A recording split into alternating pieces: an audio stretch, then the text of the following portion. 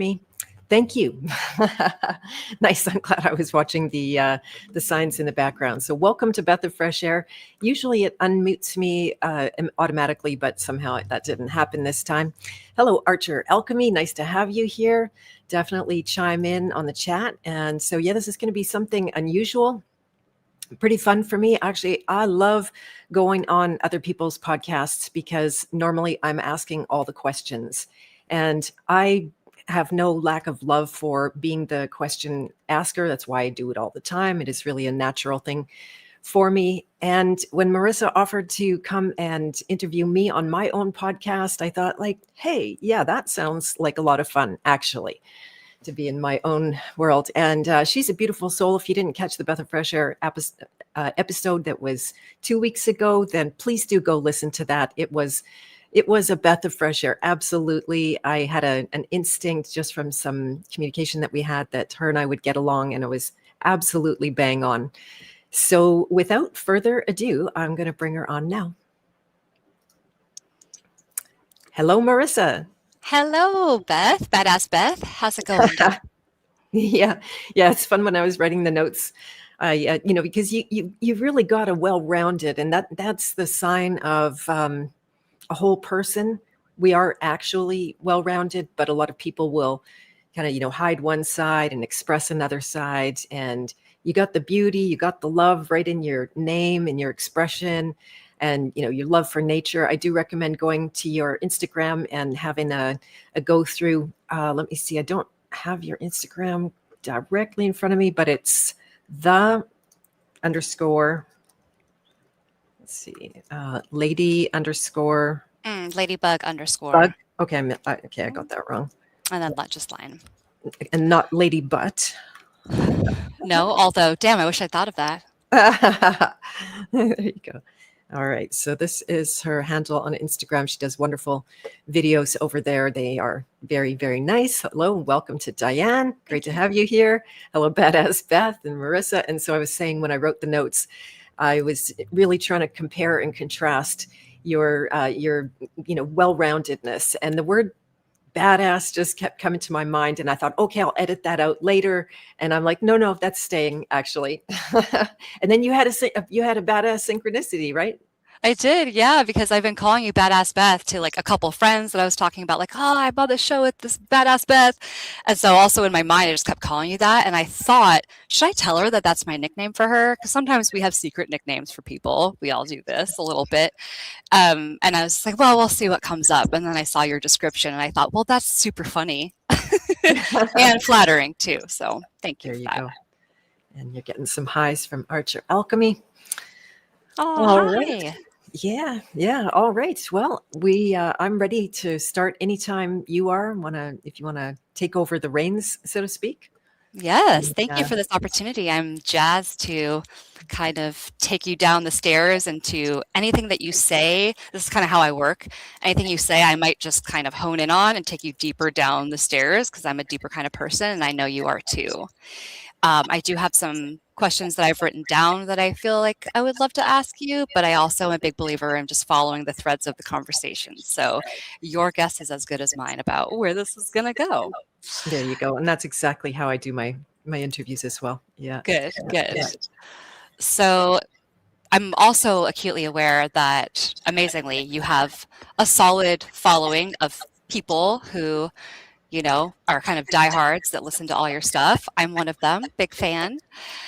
And for that reason, I know a lot of your viewers will already know a lot of your backstory, but I also want to find a way to fit in some stuff for the new viewers that might not know anything about you. So there might be a couple questions in there that are framed a little differently than just the basic, surface level stuff. And that's just to give other people an experience of the wonderful story that I know that you have. And I've been feeling kind of like a super stalker the last week after you said yes to this. I had to go down the rabbit hole of Beth on the internet. And I'm like, man, I feel kind of creepy, but it's all with love. And I learned a lot about you in the process myself. So that's beautiful. Super stalker. That's my role almost. Yeah. Always. Yeah. Good. You got to research, right? Mm-hmm. And what I kept coming back to, honestly, was I haven't found out anything about her upbringing, her childhood, her experience as a young blood. And for me, the inner child stuff, whether it's inside or outside really, is super important because I found that it gave me a lot of clues for where I was headed in the future. And for me, I had a bit of a forgetting in there, in the 20s. And I would love to hear about any clues in your childhood that you remember giving you a map for what was in store for you, and if you had a bit of a forgetting as well. Great question. So, yeah, the first thing that comes to mind is that when I was learning to speak, my very first word was no. So, just on that theme of badass, that was the first thing they heard from me. It was all a big no. And yeah, so that did set up a kind of lifelong uh, pattern and relationship of a certain kind of antagonism. So I was the one person in my family that did say no. Everybody else had more of a yes going on, going along to get along. And I would always call out the elephant in the room or recognize when things weren't right or just, or when they didn't make sense, which was 100% of the time. Yes, that's really hard on a little one. And yeah, I've considered this a lot over the years because the child archetype is so prominent. It's not just the beginning of the hero's journey, it is present. It's considered a universal archetype, or I call it a primal archetype, where it's in our face all the time, every day, all day, in combination with other energies, but the child never does go away. And so yeah, there's a lot of use in me having traced things that were there for the whole time. And so I am now. Usually, I don't share things that I'm working on currently, but it is relevant, and I don't think there's any harm in it because it's. I just always have that idea that I mentioned to you, that if someone can get something from that and take something from that and be helped by it, that it's useful. So I think, like many of us, I had an upbringing where the baby was born and then the baby went into the crib, and right, they had the philosophy that you needed to be independent and not to create dependency by being close with that infant. So that's from my first get-go. I basically thought I was going to die alone. Oh, Yeah, and I know it sounds dramatic, and it's not. It's really not to get sympathy or anyone to come and give me a hug or anything like that. But it did become a theme, something that I have built quite a world inside myself around, and I've I've worked on it a lot, but I never did see the entirety of it as an actual false personality until recently when I started working with Micah Ellers, and it was just kaboom. So yeah, it's something that's very front and center right now, and I can see a lot of different contortions. I can see very sophisticated versions of it, ways the coping my way through it without a lot of technical background, but um, it's yeah. So it created that. Now I can't blame my parents for creating that. That's what I did with it. I do have that idea, or that, I don't like to call it belief, but I believe. Oh, there you go. I just said belief. We do program ourselves.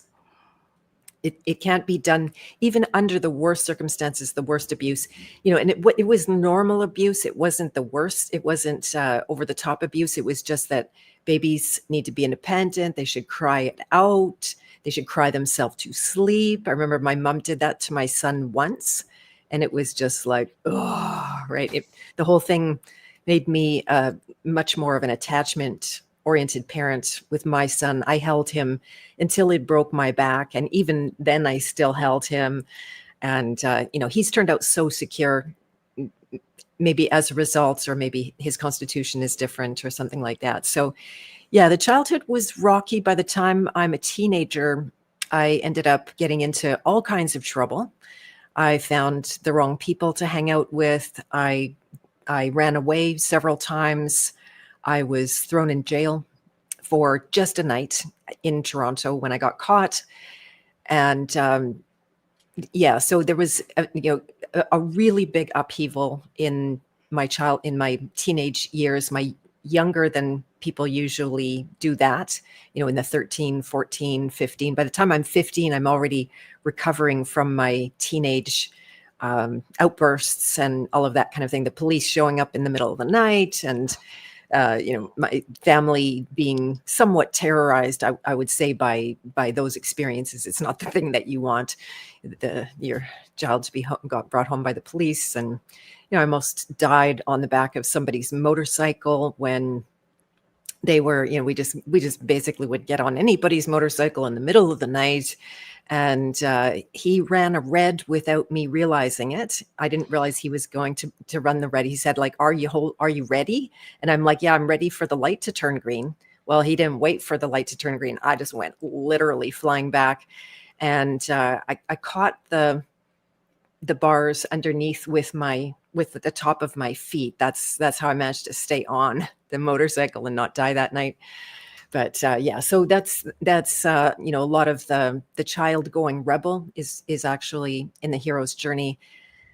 Those first two archetypes, the child and the rebel, can often do this loop, right? So where the child becomes the rebel, and then the rebel becomes the child, and it just becomes, instead of a growth trajectory, it's just a loop.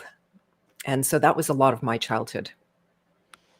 Yeah, awesome. I'm glad that you survived the motorcycle. Good thinking on your feet, or I guess on your butt, so to speak. But woo, you mentioned being put into a jail in Toronto just for the night. Do you happen to remember what you were feeling for that night, and how old exactly were you? Can you go into that experience a little bit? I would have probably been 14 years old. And what was I feeling? Certainly some remorse and some like, oh my God, what have I done?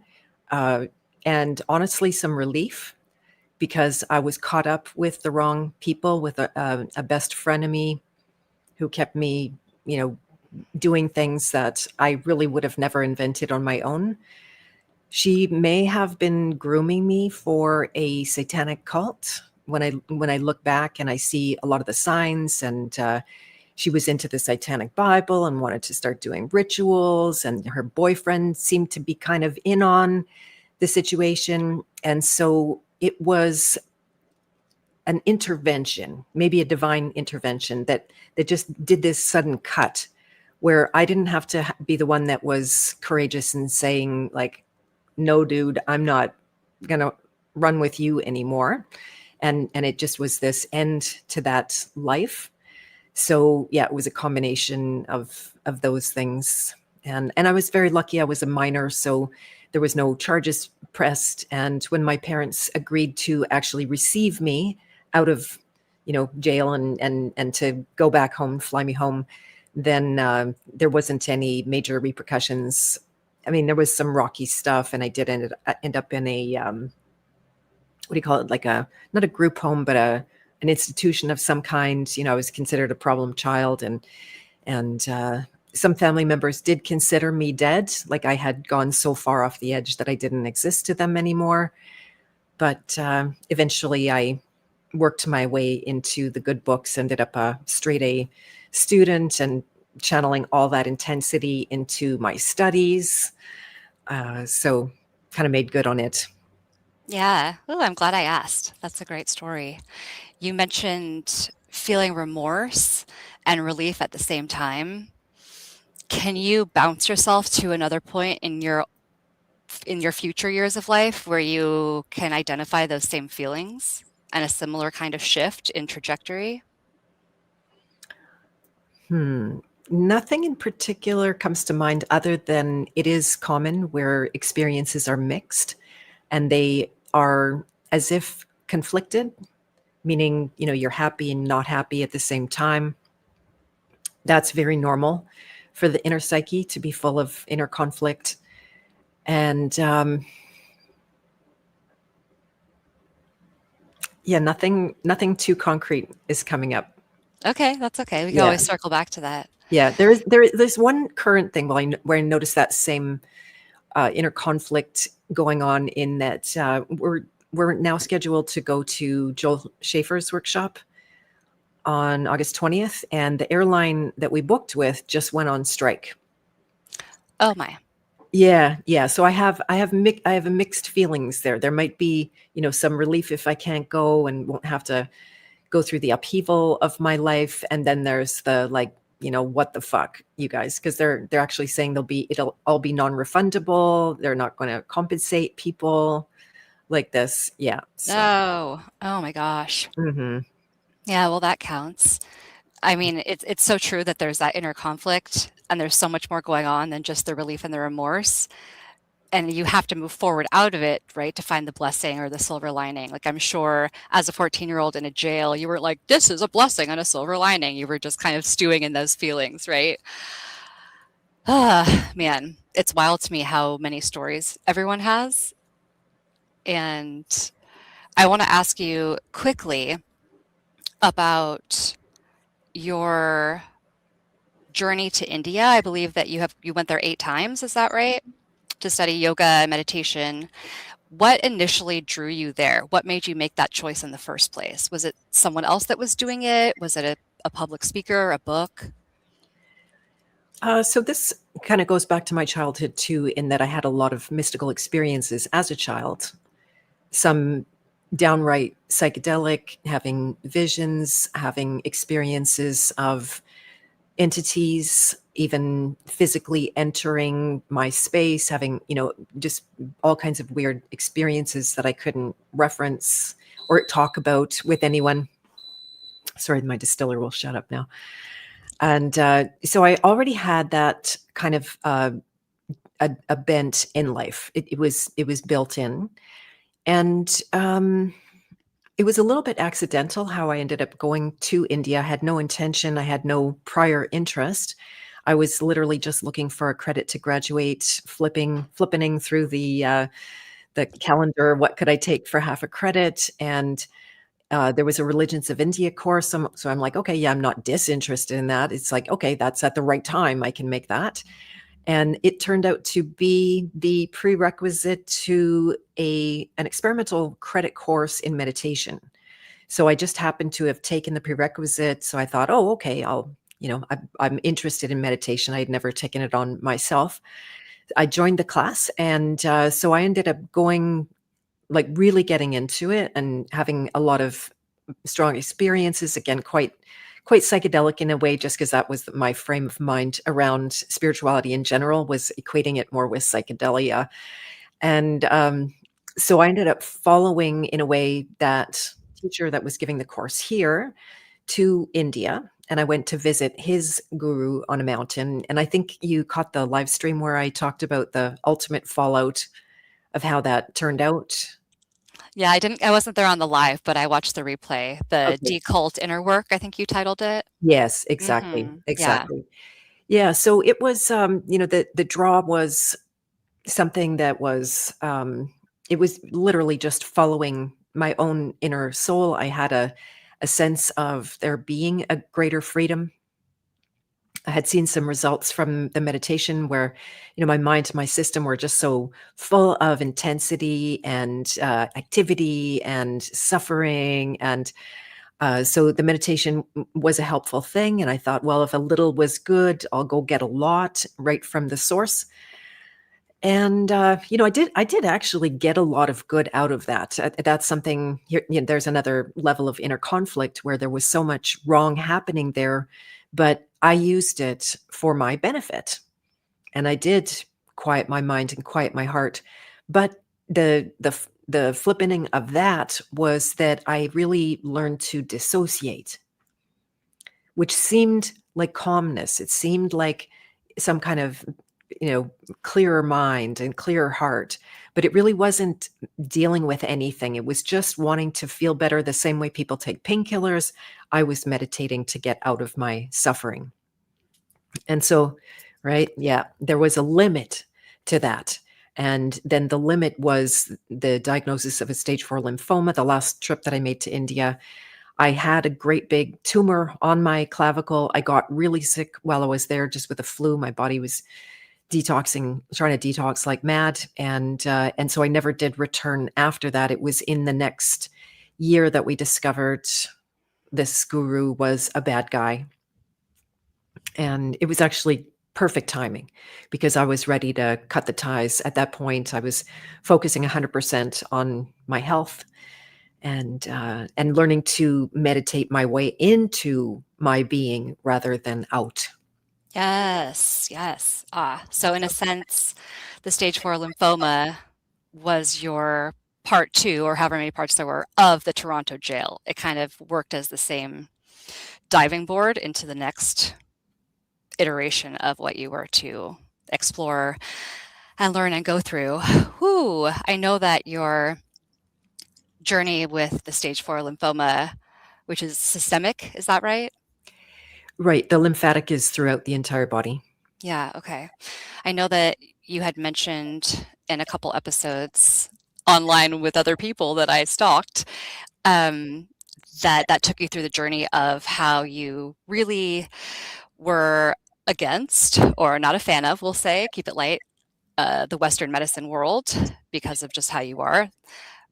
But then in the process, you discovered something about the natural medicine world. Can you just take us through that quickly, or as much as you want to? Because I think it's really important, because both are kind of a cult in their own sense. Totally. And it's so important for us with everything going on in the world where there's so much dis-ease now, that we have that reckoning of it's not apples and oranges, that the truth lies elsewhere.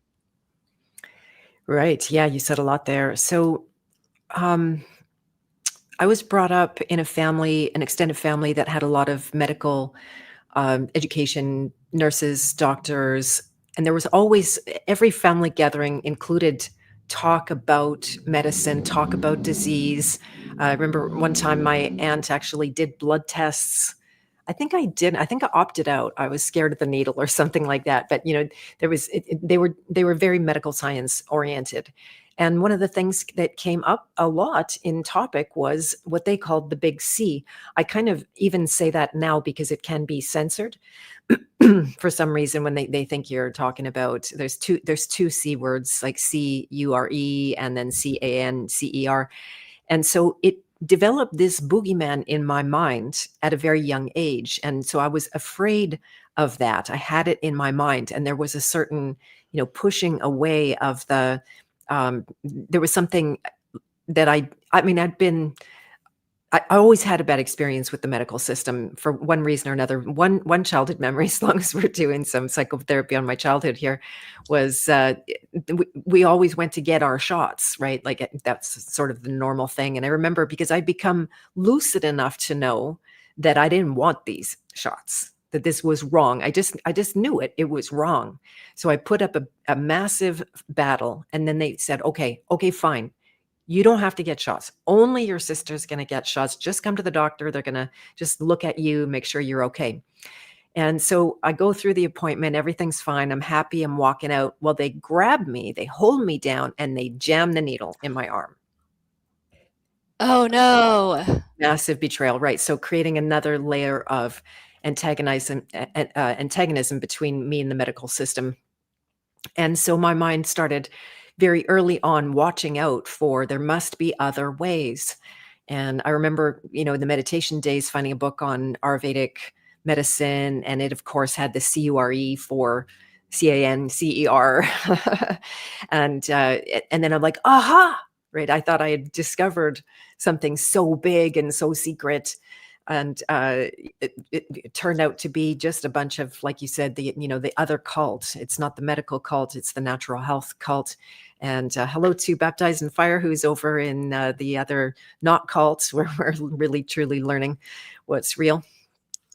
And so then, yeah, I'm not sure. Did I answer the question there? The natural health medicine, and so it was something that I played with, and that's I can only make that assessment now. Before I might have thought I was serious, but when you're young, you do have the luxury of not having massive health issues, even though we did, right? I had tonsillitis 3 or 4 times a year. I was on antibiotics. There was all kinds of weird night things. I had appetite issues. They would put me on medication to make me eat. It's probably just a will thing. And so I just really glommed on and started to dabble in natural medicines, and I would make my own things, and I would eat herbs. And when I went to India, I worked with Ayurvedic physicians there, and they would give me, a bag of blue pills, and I would just I would just eat the blue pills. And when I incrementally started feeling less and less well, I doubled down on all of that stuff. Well, I didn't have a hot clue what I was taking. Like, really not a clue. It was Mhm. just this knee-jerk reaction away from medical science and into this, I was often taking all the wrong things.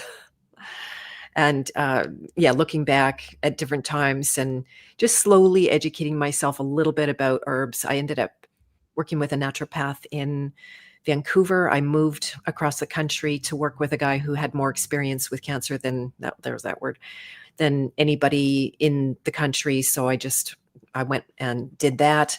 It was there was a few good things, but a lot of wrong things as well, based in wrong paradigms that I know now. It's fairly miraculous that I survived, because it was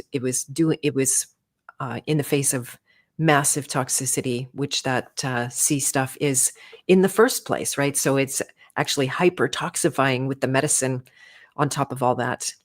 So I forgot the question. What were you? No, that was great. Okay.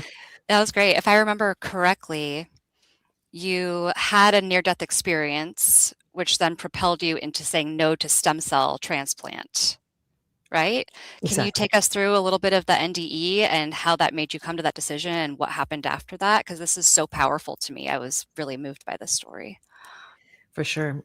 Yeah, so I had, by that point, been given, I think I was 11 months into chemotherapy.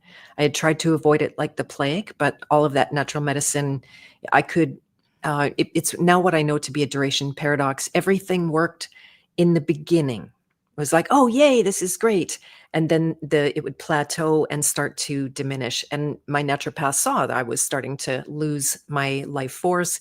He actually said, go back and do the conventional medicine.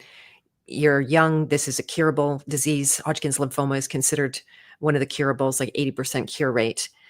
And so I'm like, okay, he told me to do that, so I'll just go do that. And then 11 months into it, it really ate me alive. Those drugs are, and they're incremental. They don't kill you the first time. They don't kill you the second time. They just slowly eat away at your body, specifically at your fast growing cells. That means all your mucous membranes. And I always had all kinds of drug reactions on top of it, tons of skin issues. I hit a point where I couldn't use my hands anymore. They swelled up, and there was just like, I couldn't pick up a guitar anymore. There was a day where I would start. I really relied on singing as a way to bliss out. I was still on a wrong track with the meditation. I was trying to get out of my body, get out of the discomforts. And then I couldn't sing that day, and then there's a day I can't sit up, and it's just like the life is slowly disappearing. I had sold my house. I had given away all my possessions. I'm living in my parents' library. They had taken me in just to look after me. And so it just got bleaker and bleaker, and I couldn't do anything for myself anymore. So there came a day where I just decided I wasn't going to call in the emergency anymore. I was just going to lay there. I decided, okay, that's it. If death is coming for me, I'm just going to let it happen. It was very, I'll say, tongue in cheek, poetic, because the light outside had been diminishing. I was coming to this realization, and it was going dark, and it was going darker, and it was going darker, and I didn't turn on the light, or I didn't call in someone to turn the light on. And I just came face to face with death itself. I saw my resistance. I saw how hard I was pushing against that eventuality, and I recognized how much energy I was putting into that and how useless it was. And I just surrendered at that point. I thought, okay, if this is my time, I'm going to just let it have me. And so I went into a kind of blackness, very momentary. And there I was on the other side, fully aware. I was still there. I couldn't get it. The first revelation was I can't leave myself, right? Even when the life is gone and the body is nearly gone and the breath is nearly gone, all of that, it didn't diminish me. I actually saw myself, I use the word effulgent, like completely full, lacking for nothing. And this was the second big revelation, that I'd spent my whole life trying to make more of myself, to try to get what I was missing. And at that time, I saw what a big lie, to put so much effort and to try to, fill up this emptiness or incompleteness. There is certain truth to that now, I know, but in that case, I just saw that I never needed to do anything again to fulfill myself. And I always have to follow that by saying that it's a constant learning lesson, but I do see it now different. So that's a little bit complicated. Anyway, it was a very big revelation, and so I didn't die. I didn't go anywhere. I just had massive, what I consider to be downloads of sacred purpose. Nothing that I could explain or describe or really say to anyone. It was just the awareness that there was new purpose coming into my being. And then I turned the corner and I started to recover and I started to live. And I had it proved with a test that I was in remission. Now, God only knows what their tests actually prove. It's just measuring Sure. tumor size or whatever kind of gobbledygook that was. But it was enough for me to be able to turn down any more chemo, and to, not that I could convince them. I always had to just put my foot down and say, okay, this is what I'm doing over here. No matter how much you scare me and run after me and tell me I'm going to die. And so then I spent the next around 18 months recovering and slowly, incrementally trying to get my health back. And then all of a sudden I was sick again. I just went kaboom down. And it was the second round. I had another big tumor in my chest. And when they diagnosed it in the most awful way, I won't tell you, but then they're like, okay, this is it. It's over for you. The second diagnosis, people do not survive 100% of the time. And that's when they offered me the stem cell transplant. Okay. And how long between them offering you the stem cell and putting the more fear into you, or at least offering you more fear to accept, and you saying, no, I'm not doing that? How much time was in there?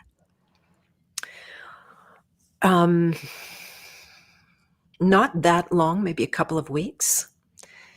And so when I came from that appointment, let's see if I can parse it out in a sequential way. So what I ended up doing was realizing that death was inevitable, and I started to work on that. Until then, it had all been hoping against hope, preventing, riding high in the ethers and being positive and saying a mantra, I'm immortal, I'm blissful, getting deep into the belief of that. But really, it's a bypass of ultimately what's death programming. And so, having had that stark of a message, you're going to die without a stem cell transplant, I'm like, okay, I have to deal with death. And not somewhere in and around that, I remember reading, I know the Dalai Lama is not a good character, but one of his books, he said, like, until you deal with your death, you're not going to live. So I took that and I just started really going into it. I found that fear in a way that I had never felt it before, was able to consciously feel it. And that reclaimed enormous amounts of energy, because when you're trying to prevent awareness of the death program, it costs you all your life force. It literally, and it pulls in death to suppress the death programming, which sounds, it's kind of flippening. So happy to use that word so many times now. So many times. How many times can we do it? Yeah, yeah, exactly.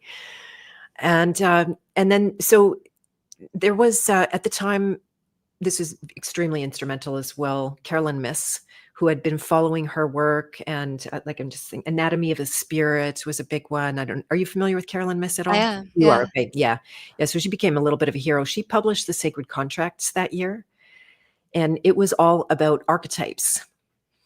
And so it was a window into, like, okay, I'm still wondering what the heck it was that is killing me in the first place. I didn't have any insight. I had tried everything, done all the conventional, done everything that I knew natural, everything in my mind.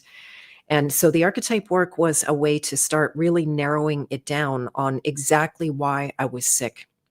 And my biggest revelation was on the badass. Ah.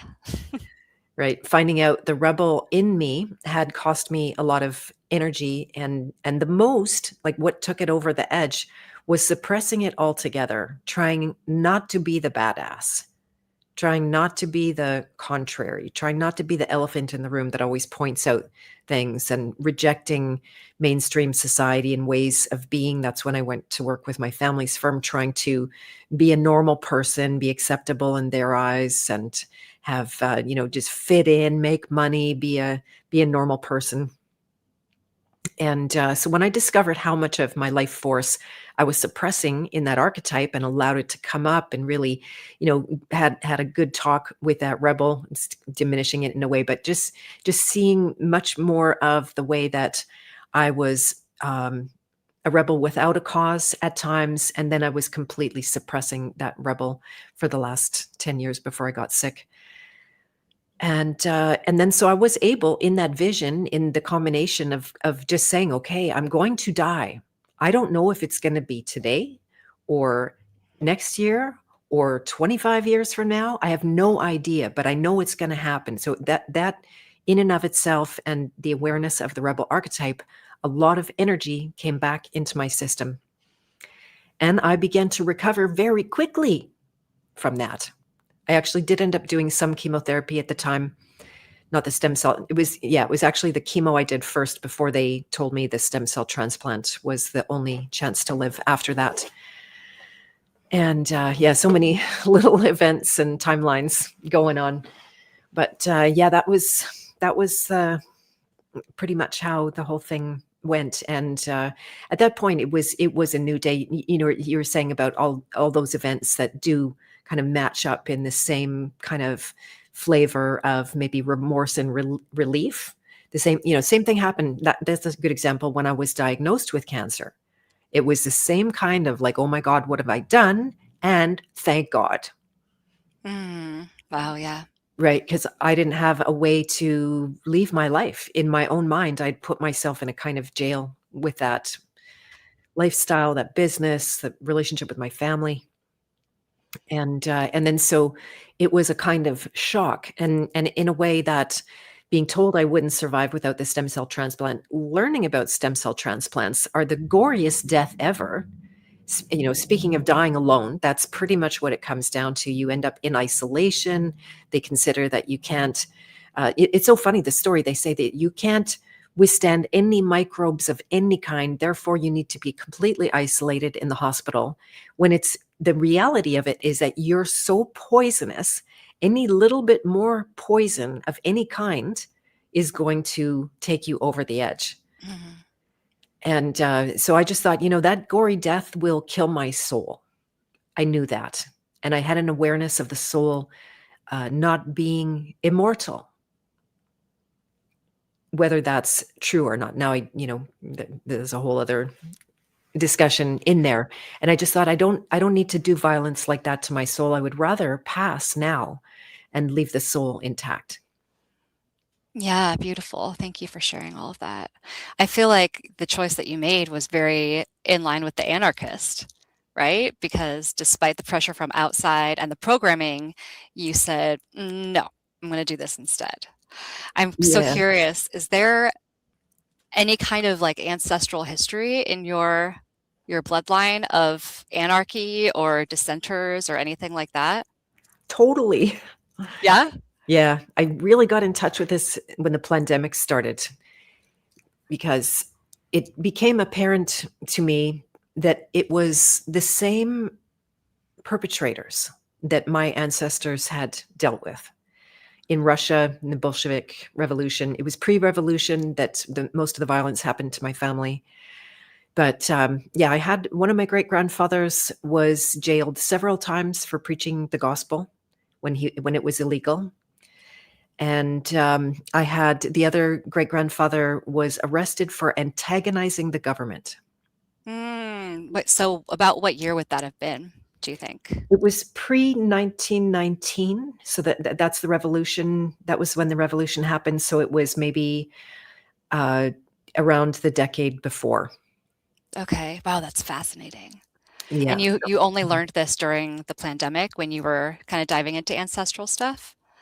Yeah, because I lost my parents in 2015 and 2017, and that had me become more interested in my background and where I actually came from. And I have a great uncle that left a small book behind with some of that information. I had got bits and pieces from my aunts and uncles. I got a big talking tube from my dad when I was young and acting out a lot. And he wanted to explain to me where all of this, what he saw anger in me came from. So he explained that I inherited this and it's come down the line and it's because of this atrocity that some of my family survived. And so yeah, Ooh. What do yeah. you mean what do you mean some of your family? What's the story there? So on my grandfather's side, my grandfather was there in Russia. They were Mennonites in Russia. Okay. And he was a 12-year-old boy at the time. And their village was attacked by the Bolsheviks. And the children were carried off, never to be seen again. The mother was very severely raped. She ended up dying of what they called syphilis, but it's probably, just like devastation, malnutrition, toxicity, psychological horror, all of that kind of thing. They burned the villages down. The remaining people, my great grandfather and with my grandfather and two of the siblings what managed to escape. They made their way to Canada. Ultimately, they got completely out of Russia to start a new life. And so, yeah, those were the remaining ancestors from that family. I wouldn't exist if some of them didn't survive. Wow. Yeah, and that's who raised my father, so that was hard, and it was totally unspeakable, like, the fact that I'm saying this on a podcast right now, even to some of my existing family would probably be blasphemous or somehow, but when the pandemic hit, I'm like, "Oh my god, it's the same thing." And, I brought that up, and then they brought out the hammer, and they're like, "Kaboom!" It's nothing like that, Beth. That's a blasphemy that you're pulling in Grandpa Schrader into this mix, and, but You're like, "Excuse me, I'm a pattern person and I can see a pattern." that's So, it. You right. got it. You got it. I hunted that pattern, and, yeah, so that's, my family's definitely been when I went through the first post-chemo remission, there was a super lot of ancestral healing going on in that time. Like, every single night, I would go into deep meditations. I would see what they had been through. I could feel what they had been through, and I could feel how it manifested in me.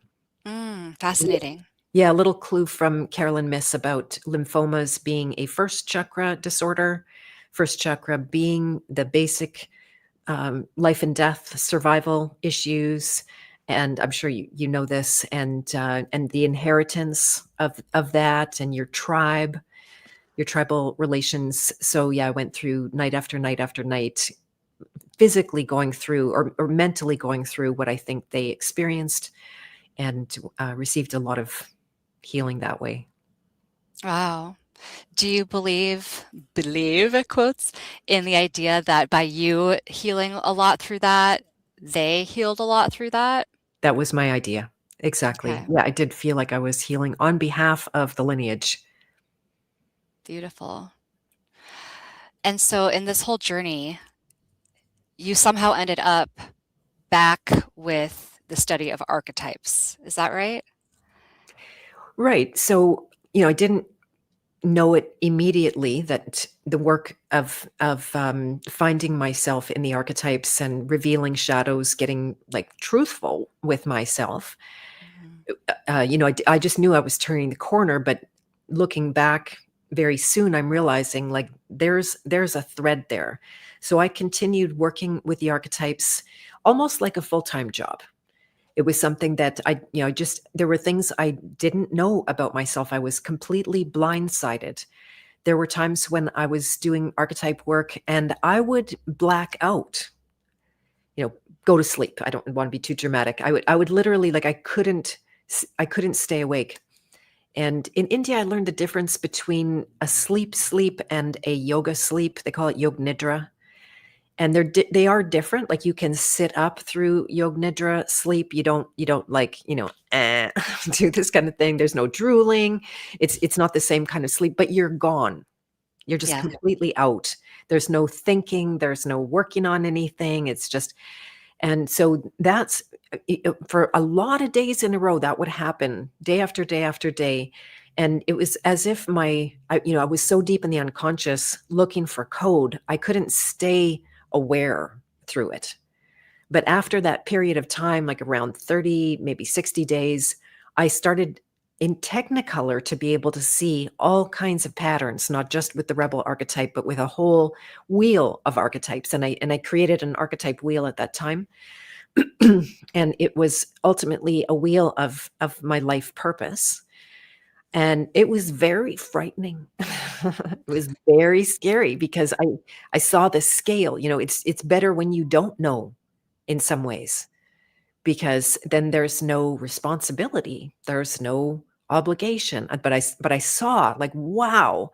And it was lining up with all that code I downloaded in the near death kind of experience, which wasn't a classic NDE, by the way. I don't like to label it that way because that is a different kind of a thing I know people describe.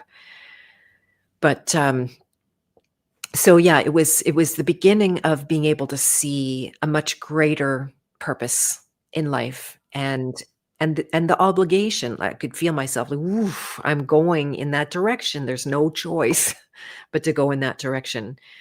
And so that's when I started to develop work for myself and for others, because Carolyn Miss's book is good. It gives you some starters and how to work with it and compares it to the houses of astrology. There's lots of insight there. So I do appreciate it. But there was no method on how to do it. I had to make that up. I had to invent that. And I was highly motivated, and it was all I was doing was trying not to die, basically, or at that point, figure out where I was losing my life, how not to go wrong again, how to follow life instead of death. And so yeah, then I started to put together workshops and walk people through creating their own life purpose wheels. And it's evolved over time, turned into some mermaids when my dad died. It was like a mermaid thing. Did I ever tell you about my mermaid days? No, I was about to ask, so please do. Yeah, it doesn't make a whole lot of sense in a way, but it was a way to pull myself out of a very deep despair. My dad passed super quick. He was there and then he wasn't. And brought up all the masculine shadows that I'd carried. I was a feminist, like a staunch feminist. I had by that point worked almost exclusively with women, and I was very sophisticated, saying, "Oh, it's not that I don't like men or that I hate men. I'm really purposed to work with women." And so then his death brought the masculine archetype forward, his absence, right? I no longer had him to project onto all of my masculine shadow. And it came very starkly to my own awareness. I woke up, another shock. I would be meaning to use this word. It was another shock to my system. The death was a shock. And then this Yeah. awareness, like, oh my God, I've been really seriously, for one, duped by the feminist propaganda. I owned it. I definitely did hate men. I definitely did think men were the root of all of the problems in the world. I was voting for a matriarch, down with a patriarch. I had found all kinds of ways to be abusive to men, to be like just basically not kind, but to subjugate them, to put them down, to put them in their place, to make them feel stupid. And then another massive oh my god moment. And so then I'm trying to get to the mermaids here. And so in the healing process, it was another nightly vigil. I wasn't at the time working back in my life. It was the death of a parent is a real showstopper, and I didn't know how to come back into the world. And I had a semi-public life, as I still do right now. I didn't know who I was anymore. I didn't know, what I was going to do, and I just kept praying to God. And so I started having some visions at night, and some of them included the images, and I'm not particularly visual. I'm not a visual hallucinator, more auditory and felt or somatic kind of hallucinations. And so I was seeing images that were very weird. I would see the flip of a tail. I would feel like I'm in water. I would have these watery experiences inside myself, like I was underwater. And I didn't even put it together. I didn't go, "Oh, that's a mermaid's tail." I'm just having this serial kind of experience happening. And then I must have seen something or other that twigged me, the word mermaid or something mermaid going on somewhere. I never had an interest. I wasn't a little girl who had a mermaid fascination or any of that kind of thing. Didn't happen for me.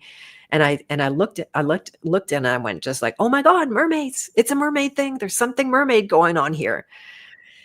And so I started to work on that. It's a sort of breadcrumb for me. I'm looking for a path forward. I'm praying for some kind of clarity about how I'm going to be in the world again. And so I started unpacking the mermaid, and I realized, oh, it's an archetype. And I like, what are the aspects of the mermaid archetype? Of course, you got the rebel in there, and you got the lover in there, and you've got the hedonist in there. And for sure, there's child in there, and there's some warrior in there, and there's some alchemist, very much alchemist in there. Did I miss any? I would have called it the queen at this stage of the game. I was trying to still trying to feminize the masculine when it's really the king. Mm-hmm. And so then I had an archetype soup, and I'm like, oh, fascinating. These are, beautiful collection of archetypes. And I did actually end up having, I don't know, a couple of mermaid years where it became part of my brand, part of my work. I have a mermaid logo in my past. You could probably easily find that if you search back. And I did, I attracted mermaids from all over the world. And I got disillusioned by it very quick too, because my version of the mermaid was not like, it wasn't Disney, for sure not Disney, and it wasn't the necessarily like the evil siren. For me, it was about awakening, right? It was about bringing greater consciousness to these archetypal elements of that mermaid. And so I attracted a lot of people that it really wasn't a fit for. And I did some work, and I did create what was called you'll still see this in my back end as well too, the merpreneur. So I had a background in business. I'd been doing business coaching anyway. By that point, I'd trained myself in business coaching from new perspectives, not just that corporate world. And so I became the merpreneur, and I created a course called the Merpreneur's Journey. It still exists. I don't think I'm selling it right now just because it's such an older iteration. And honestly, I think it was just pre-pandemic. I was tuning in with, do you know who Bernhard Gunther is? Gunther? From the, have you heard of Bernhard? Or are you frozen? No, I haven't heard of her at all. Can you hear me? Okay. Yeah, it's breaking up a little bit. Are you guys able to hear me? I'm just wondering if it's my connection. And There we go. Is that better? yeah, still pixelating a little bit, but I can hear you and see your mouth move now. So that's, yeah. Yeah, exactly. Anyway, so I did something with Bernhard Gunter on demonic entities. He's a good guy. I'm actually going to be having him on August 10th. I just reconnected with him because Oh, he's, cool. yeah, he's a Gurdjieff fan, and so I'm going to have him on to talk about that psycho-spiritual work, as he calls it. Excellent. And so I studied a little bit about demons, and I had been red pilled by this point. By post my father dying, I started really going down the rabbit hole and seeing all the scary things and satanic ritual abuse. I ended up with a client who'd been a very terrible victim of that, very extremely eye opening, like holy fuck, eye opening. And then, so I, in the process, realized that the mermaids were not a vision. I was being attacked. They were entities. But I have this, yeah, but I have this ability to make a flippening out of almost everything. Yeah. No, I literally, like a child, I refused to see the evil in it, and I made something good out of it.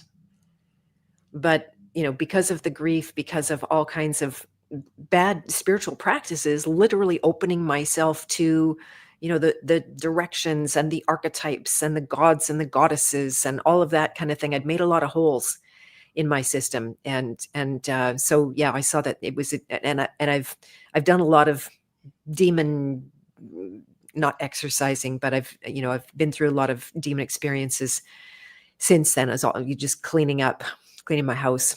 It's not nearly what it was anymore. It's like barely a shred of that kind of stuff shows up now. And if it does, it's almost a nothing. And so yeah, it was, but it was kind of like a breadcrumb time where it got me back into the world. It got me functioning. And then the King Hero world was born after my mom died. Oh, man. Yeah, so another shock. They were not even 2 years apart. That's very classic, actually, where the second parent dies. And so it was another, like, knock 'em down. Second parent, I'm an orphan, and yeah, like the lot of things turned inside out back into my own vigil, and that was the time when I saw that these 8 mermaid archetypes were actually the hero's journey. So that was the next birth. The shock of that created the next birth of this work that I'm doing right now. And it became all about the hero's journey. And it's something I had studied about quite a bit in university, but never applied in my own life or found it inside myself. And it was one of those like amazing revelations that made a lot of sense. And then it gave me something to come out and just start like, hey, does this work for you too? I ended up interviewing about 50 people in my community just to see, like, is this a thing or is it just me? And they were able to find the same iteration of archetypes in that sequence that I was. And so to this day, I'm still using that work. Yeah, amazing. You brought up the siren aspect of what you were calling the mermaids, which of course is kind of akin to the Disney version of the mermaids, of course. And it reminded me that you have a whole career in music. And I find this really interesting how music can easily be forgotten in a story. I know you have like such a giant story as we all do, but I'm curious how the music has been woven throughout the stories that you've already told today. When it had its highs, did you ever drop out of music at all and just kind of forget how it was so helpful and healing and alchemizing for you?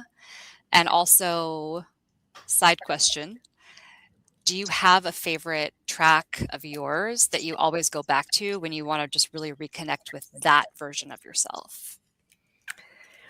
Yes, interesting. Yeah, so the siren, the singer, you know why they sing, right? To lure men to their death. Sure, sure. Yeah. Yeah, so it's really charming. And then so I sang to save my life. That was my way of doing it. I sang to change my frequency, when I thought that that meant healing. And it doesn't at all. In fact, it can work against the healing because it puts you in a high state. The same thing, the same. I was getting out of my body into high, very, heavenly kind of states. So my experience was that, but I left my body for dead in the high frequencies. And so it becomes there that you can really fool yourself, or I fooled myself that if I was high, I was healed. And then I would come down and be like, oh, where did I go wrong? Where did I lose? And so also, like, a lot of my music was actually born in India. And I think I ended up with my sister's guitar. And, I was one of those people that just, as soon as I started doing something, I swear in 2 weeks I was on a stage performing. It was long before I was ready to do that, but it's how I grew. I would shock myself. This is a Gurdjieff word. I would shock myself by having this, like, oh my God, what am I doing? This is I do this. Yeah. right. Oh, good. Oh, good. Definitely Yeah. Just lifelong shocker. Yeah. yeah, and it causes exponential growth because you get this huge look at yourself where you're not yet, and this learning would take place out of a kind of humble place. And so then, yeah, I did a lot of years really, really seriously pursuing trying to have a music career and having bands. My first band was named Vijaya, which means victory in Sanskrit. That's what I was called in India, was Vijaya, not vagina. That was your name when you were having half of your life in India. Is that what you mean? That was like That's what the your title guru there? called me. Okay. My first name is Victoria. So when everybody asks for a Sanskrit name, and so he asked me, what's your name, or like, what's your first name? And when he said first name, I thought, oh, well, Victoria, because Beth is my second name. And that's how I ended up Vijaya Shakti, power of victory, and Vijaya Lakshmi, which is Lakshmi, the goddess of um, wealth and health and good luck. That's where the word luck comes from. So Oh, I was carrying these personas, which they sound really romantic and wonderful, but again, very clouding of reality to just identify with something high and miss all of the low. Is the word hubris? I don't know if that's even the right word. I don't think I've ever used that word, but the gunk, the muck. So yeah, so singing was a way for me to get. It was it was an escape. It was something that I did feel like I wanted that career, but that industry rejected me offhand.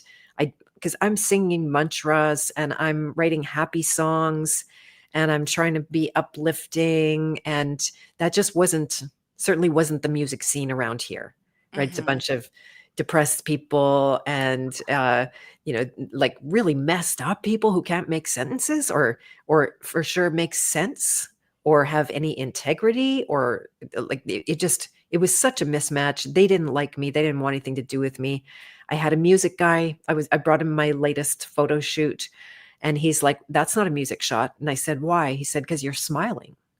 Ah, Right. relatable. Yeah. Right. And I'm like, oh, right. I had this big, oh, I started the lights going on. Okay. Okay. Okay.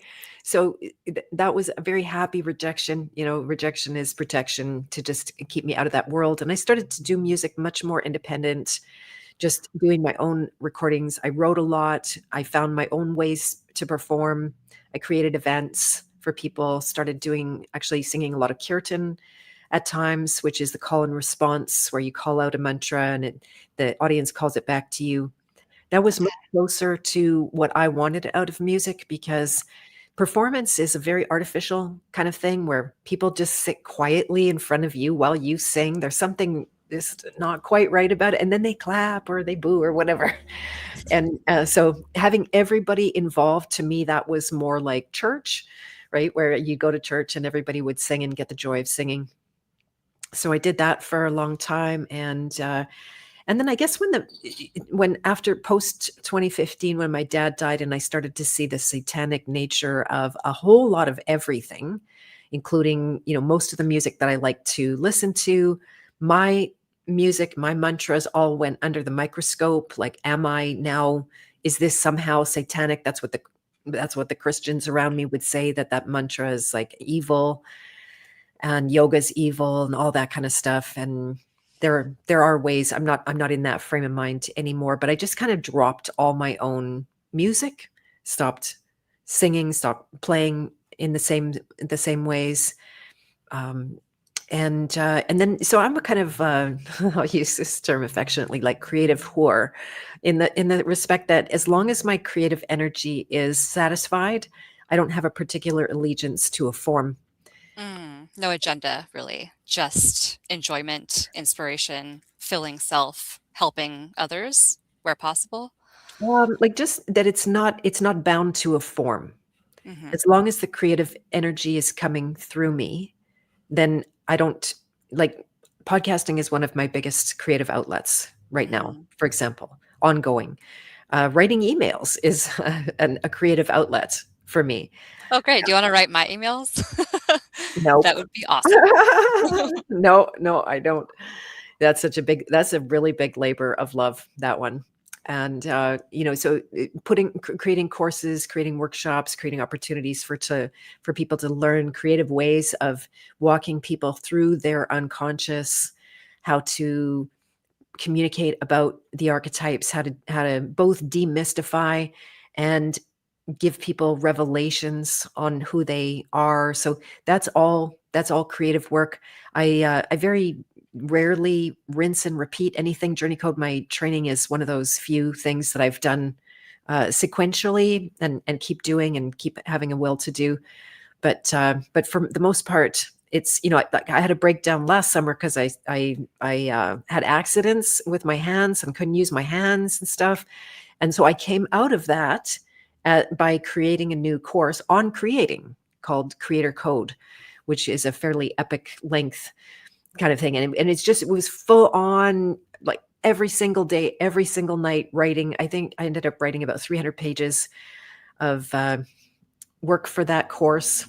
And so, yeah, as long as I'm using my creativity, then I have a satisfaction about that. Not so much, it's almost like it's an obligation of some kind, because Hmm. when I stop creating, then I have this, create your life or something else will create you kind of agency, aim towards it. And yeah, I'm a healthier person when I'm creating, much less vulnerable to escapism and just consuming all the wrong kind of stuff. So yeah, music, it's gone. I do have this romantic. I couldn't play just because of my finger. I could go back to it. This finger can take a little bit of pressure now, but it's numb. It doesn't I don't have the nerves in there anymore. Doesn't mean I couldn't have a music career, but or, like, I mean, career, I'm not gonna be going there. Right. Yeah, so there's like a little push pull in there, and I do go to my own music. I will turn it on sometimes when I'm low and I can't get myself into a better place to do release work. I will put my own music on, and it works. It is a high frequency, and it's really fun to sing along to. Very good for harmonizing. A lot of yeah. I'll junk out on my own for CDs, and it's really good, actually. I like it. Heck yeah, I've done that too. Is there a specific song that's your favorite that will always get you into that space that you're wanting to get back to? Without any shame, I'll say all of them. Nice. Yeah. I will not say that for mine, but like good for you. That's awesome. Yeah. Yeah. Yeah, I have this strange ability to like what I create even when it's shit. It's one of Uh-huh. those things. Just it's a gift. Right. I know that, yeah, I know a lot of people are hard on their own creations, but I just I've never written a page of something and then crumple it up and throw it away. I might edit it extensively, but I'm not a like, oh, that's crap, never look at that again kind of thing. Yeah, yeah, I feel that. I think for me, my music was a lot of co-creation with people that I wasn't necessarily in super alignment with. So there's aspects of certain songs that remind me of where I held back or where I didn't say what I wanted. So I think that's where the comes in with some of the songs. But yes, it's so nice to like have that kind of personal diary of music to go back to and commune with all those different versions of yourself and show them love, and then also remember like how far you've come and where you've changed. It is Um, a great diary. yeah, I'm really curious, what inspires you most?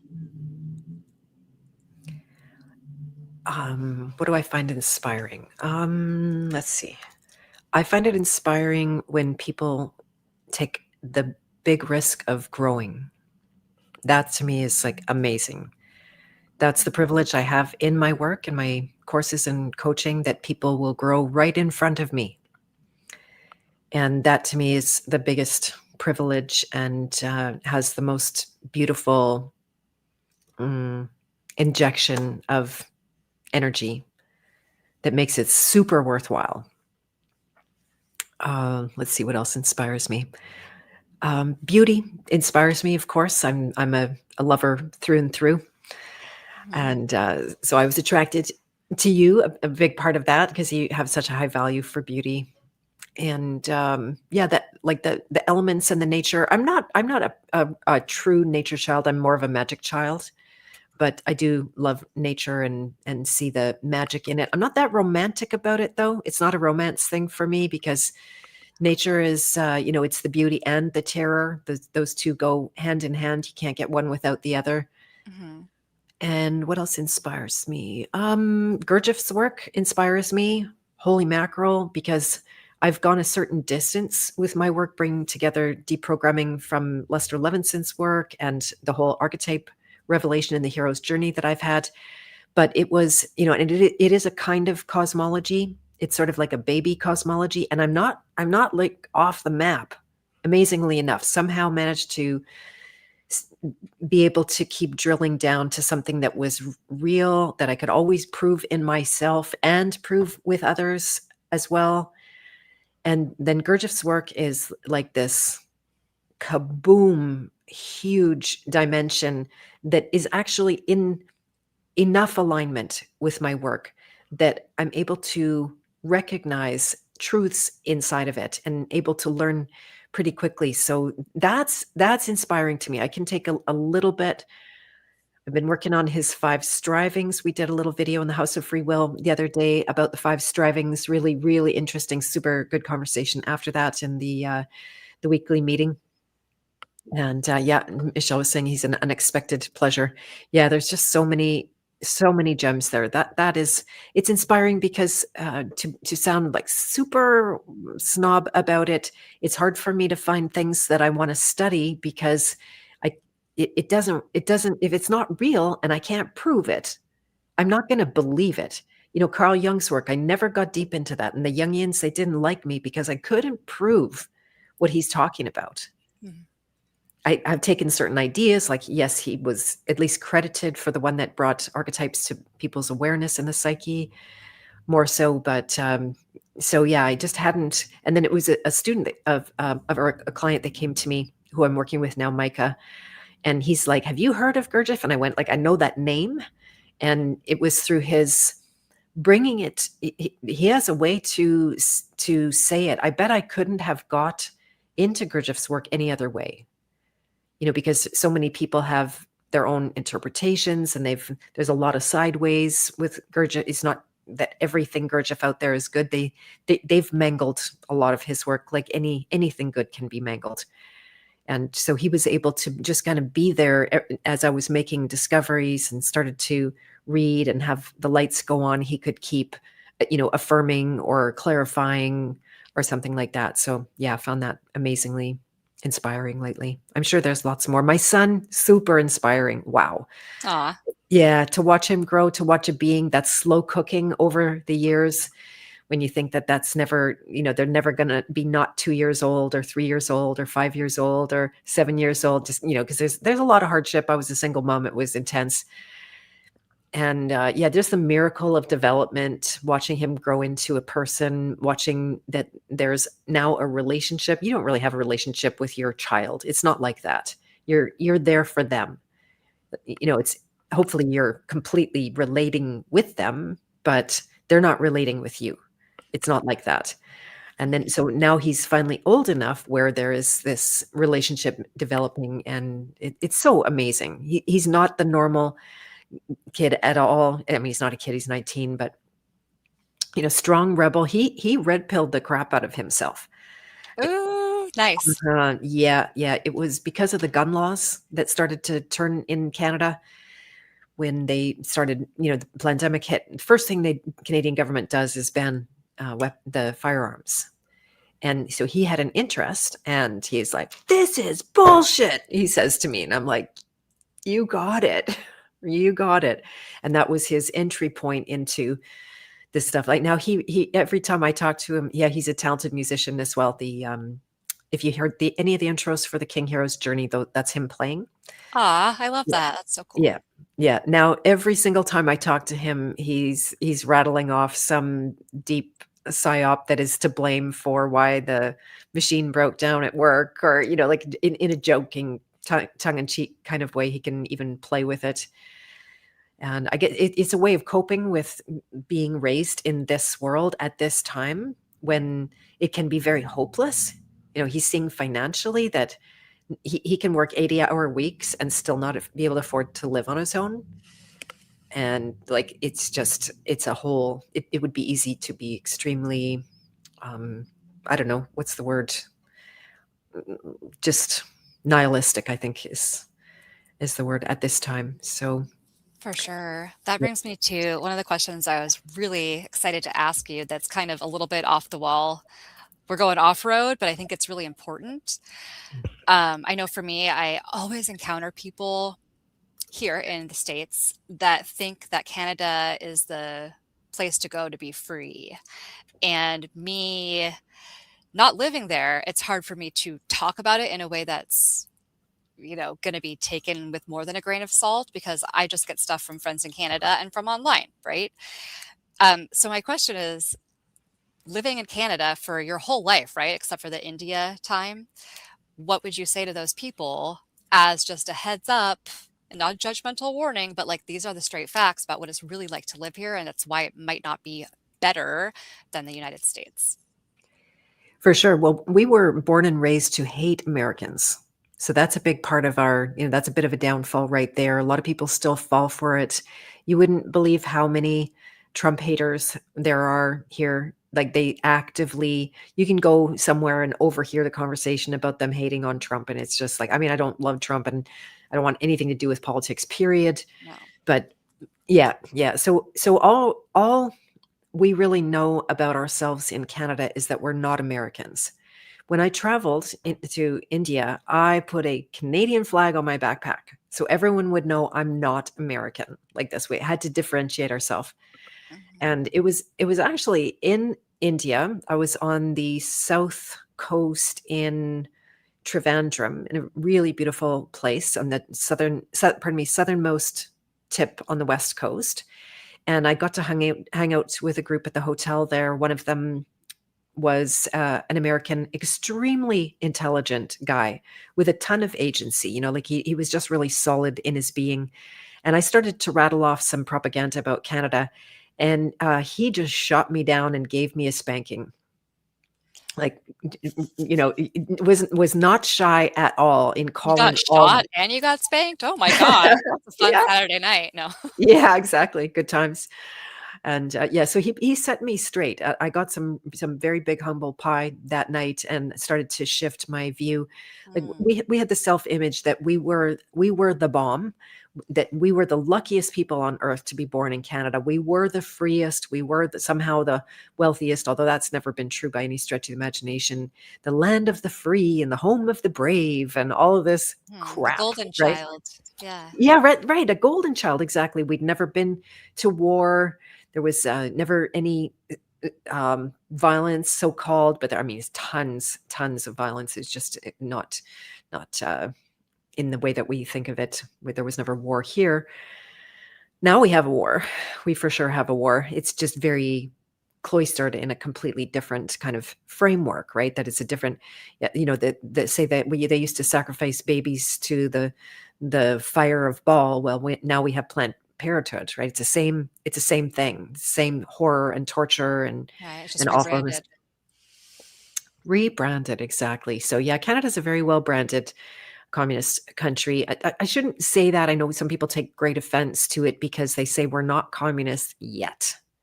Like we're very, we're it's been pushed in that direction for my whole life, and it's been an encroachment of regulation. Even my dad would always be complaining about increasing regulations.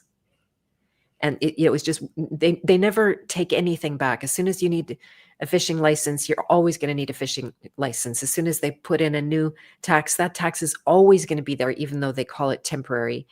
There's just a constant eating alive of the people. And then it was the pandemic that really exposed it, when Canada was one of the worst countries in the world. It seemed like Australia and Canada were on par for the level of abuse that we were taking. Mm-hmm. I had enough connections in the US, in fact, way more connections in the US than Canada, due to my work, to know that it wasn't like that everywhere. We started seeing there was a sifting of different kinds of I did go to New York post-pandemic in the summer, then bust the border. My rebel likes to brag that I did that. And then they were all completely masked. So I drove through different states. I saw different versions of the pandemic, and that alone is so revealing. By then we're kind of onto it and knowing there's a major scam happening. But yeah, in Canada, it was really brutal. The forced masked, forcing people to mask to go in a grocery store. Like basic survival started to be at threat when the jab came around. I try to talk about it like that they pushed us out of society. They actively shamed us on the media. They would get on and say people's names who did bad things. They would invite people to go and spy on their neighbors, just in like they do in a communist country, to call them out, to call the police, to get them shut down or arrested. We were having clandestine meetings. Like as soon as they say you can't gather with more than 2 people that aren't your family, then Mm-hmm. I They called start it to a have, pod, right? A yeah, pod. Yeah. right. Then I start to have a bunch of people over. Like we start, there was that reaction against it. We started to gather a lot more. Some groups started to form. They didn't turn out to be very good in the long run, because we were just trauma bonding. That's not the basis for any real community or tribe. But yeah, now we've been completely encroached with the mass immigration, and you go into public now, you don't know what country you're in. There's no way to conclude that this is a North American city by any means. It's like, where am I? I mean, I spent a lot of the irony is that I spent so much time in India, and now India is here in my face, so to speak. And yeah, I've been through a lot of different things around that, being frustrated, being angry, and having at least cleansed myself. They want you to be a racist. I would start to sing "O Canada" in the stores when you couldn't find a single Canadian person, especially working, right? Where Mm-hmm. they got all the jobs. Our young people can't find jobs. Yeah, you mentioned that your son has realized that he can work 80 hours a week and still not really survive. Like that is worse than even here from where I'm sitting. Yeah. Yeah. Yeah, for sure. So, and then they're incentivizing that it's part of the war strategy to Mhm. bring in so many non-Canadians, because they're people from the third world with zero standard of living, or at least much lower standard of living. This I know for a fact. And then when the majority is not from Canada, they can turn this into a third world country, which is what they want, right? So yeah, it's crazy. It becomes all the subject of what I refer to now as conscious suffering. Mhm. So rather than use my rebel without a cause to be up in arms about it, to be angry about it, to be fighting against it, to be, I might still sing "O Canada" in a store sometime. I just might do that. 'Cause Please, it's, and record it and then post it and then tag me so I'll know you actually did it. yeah, exactly. Exactly. Oh, I got really badly shamed for that, like terribly shamed I believe by you. people, by my own friends, actually. That was fascinating. Oh, fun. You're like, Yeah. "Excuse me, I'm a singer." "Oh, you're shaming me for actually singing this song specifically." Yeah. Right? Like, you could have Right. sung a song that was acceptable for them, and they would have applauded, "Yay, you're in our tribe now," but because of that choice, yeah, Yeah. Yeah. I asked the man definitely. at the store, and I wasn't being mean. I just said, "Do you know what song that is?" No, ma'am. I don't know. I don't know that song like this. And it's just like, I was just trying to demonstrate, like, you don't Right. even know this song. Not that Mhm. I'm patriotic. I'm really not. I didn't Right. know Canada until it was a mess here. But yeah, so it's, it is what it is. And then if you take everything as work and instead of unconsciously suffer it and eat yourself alive in the process, like you're the bigger casualty of the situation, then using it for inner work, right? Oh, there's some of that anger in me. Oh, there's some aggression in me. Like my great grandfather, not just arrested for not following the government, for antagonizing the government. I'm like, oh, wow, that sounds like me, Yeah. like what I would do, right? Actively go in and ruffle feathers. And then there's a cost, right? Like ultimate freedom depends on a lot of things, that your body is more or less sound, that your mind is more or less sound, that you have some basic freedom to navigate your own daily life, that you're not, I mean, many people have made good on jail, but that's not where I want to do my inner work, if at all possible. Sure. Yeah. And then just, so now I'm really trying to change the paradigm, that this is about conscious suffering compared to the unconscious suffering that would have me go off the rails and do all kinds of weirdo stuff I brag about on my podcast. Mhm. Excellent. Yeah. So, obviously, a big part of your purpose seems to be helping other people find their purpose and share their purpose with integrity in a way that fills them up. And I know something that's talked about a lot, especially in the like kind of self-growth coaching space these days, is what's your why? What's your why? Like I do this with my explorers. I take them through the 7 levels of why in the beginning. So I'm not knocking the why, but you have something that you call the empty why.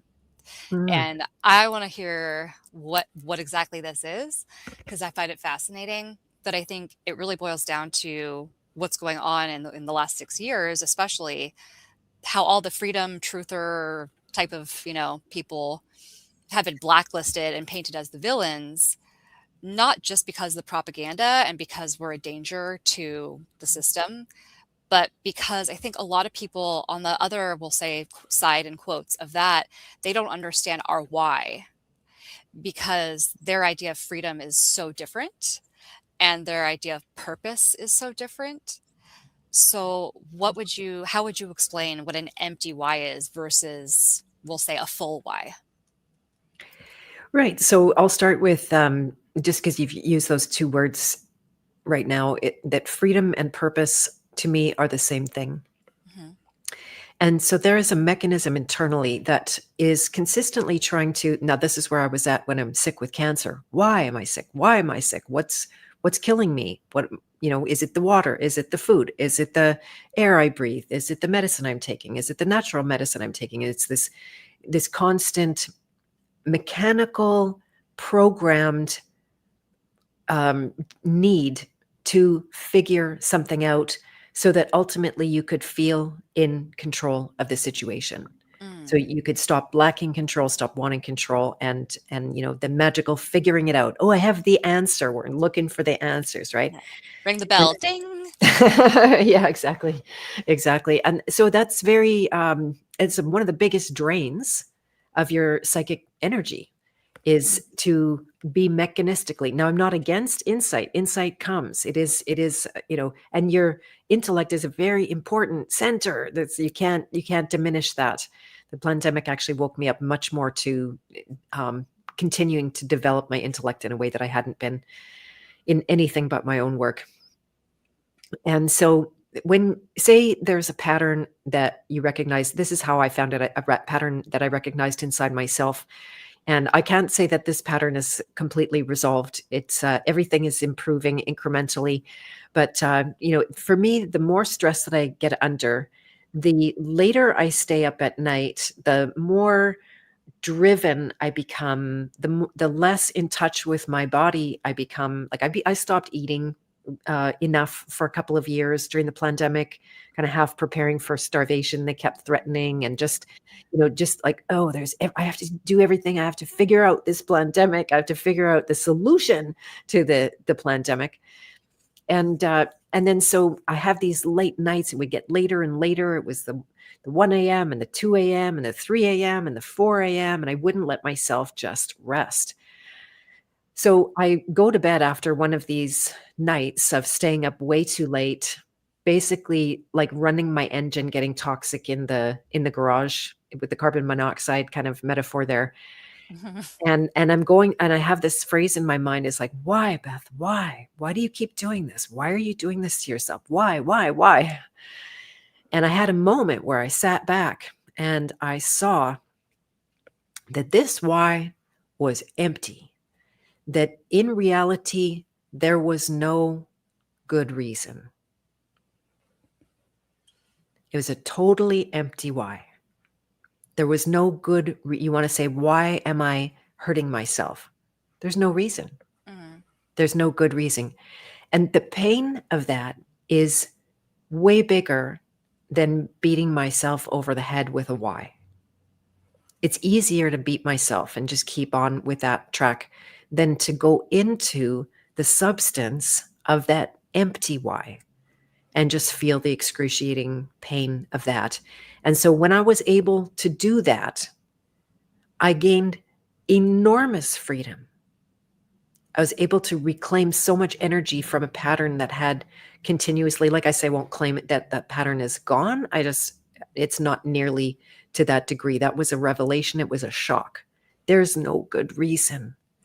And that's very painful. So, people will say, oh, well, why do babies, why do they eat babies? Or, why do babies suffer? Or why do good people have bad things happen to them? And they want to make up reasons. And they want to have some satisfying fantasy in their mind that, oh, it was, God's plan and blah, blah, blah. It's like, well, what if it was just wrong? What if there is no good reason? And you just have to face that. And you're so much further ahead in the process because you're there with reality, not some fantasy. You can act and live and work on the basis of reality. So that's what the empty why is. Yeah, that's great. Thank you for explaining that. I'm picturing like wrapping something up like a gift perfectly with a bow. I'm a terrible gift wrapper. I look like I'm 5. So if you get a present from me, you're just like, is she okay? Like maybe I should call her. But like the perfect meticulous gift wrap, that to me is kind of like the why with the stamp of approval that makes you feel comfortable so you can just kind of continue the masquerade, right? And then you get a gift from Marisa, and that's the empty why because it's a disaster, but it's something that you then have to deal with. Yes? I love that. Why with a bow, right? Why with a bow? It's like, I got it. And this is where most people stop in personal development and healing work. Is they're because they've got that mechanistic program drive to figure out the why, then they get an answer, right? Say from something like, I'll pick on German new medicine. And they say, oh, you have that pain in your jaw because you have a biting complex because something happened when you were a child. And then people are like, oh my God, I know the answer now. I'm healed. I'm better. I'm cured. You get this literally fake high when you realize what the quote unquote cause was. There's that feeling of completion. Right. That we just are so obsessed with. Yeah. I had somebody the other day that they stalked me to work with me. It was kind of an emergency. I don't often get people that are sick with cancer coming to me, and I never hang my shingle like that. But it was someone in that world. And then in a short time before we spoke, they got some news from the medical establishment with you could say a good prognosis. Well, he was completely in that belief by that point and no longer needed to do any work. When the day before that, it was urgent. Right. So and this is not to put anyone down. They may hear this. I'm not sure if, God bless you and your path and everything like this, but I have seen many times where people are so happy about their diagnoses. Oh, now I know what it is. It's like, first of all, it's a bull crap. When they say what it is, oh, it's lymphoma, or it's a this. It's no, it's advanced toxicity and deficiency. That's what it is. But we've got 1,000 or 5,000 names for all of these so-called disorders. Mhm. And then the illusion that you got something, you got a why. No, that why is empty as well. Now, there's a different kind of why you're talking about in terms of a greater purpose and an aim. And this is a very beautiful concept. And I also have in a questionnaire, when people do business coaching with me to create a service, I ask them, what's the big reason why you're doing this? So that they can continue to go back to that and see, right? Like when you get lost in the weeds and you don't know why you're doing it anymore. And then you've got this to return to, oh, here's why I'm doing it. And for the most part, people say, like, oh, for my children, or for my, to make the world a better place, and those kind of things. They're also, unfortunately, shallow wise, and Mhm. they don't go into the depths of purpose, which can have many levels and layers. There's nothing wrong with the different. There are, baby steps towards purpose is just accepting that you have a calling.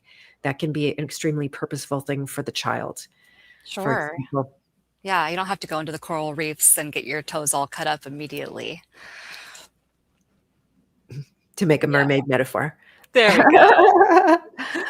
I have a couple things I want to bring up with you, and then I want you to talk about, if you want to, your open house that you have coming up that I think is on August 5th.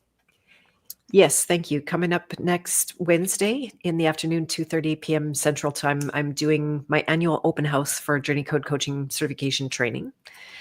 And yeah, it's a really fun event. It's been different every single year. I always create a topic around it so that there's, I'm not, people will learn about the training itself, what's the I believe 26 modules over 7 months of training, and how it works, and how you partner up, and the organic nature of the community that forms around it. But I'm also going to be really specifically talking on a theme that is close to the nurturer archetype heart. And so people that are attracted to becoming a coach, by the way, the word coaching for me is just a placeholder, for lack of a better word.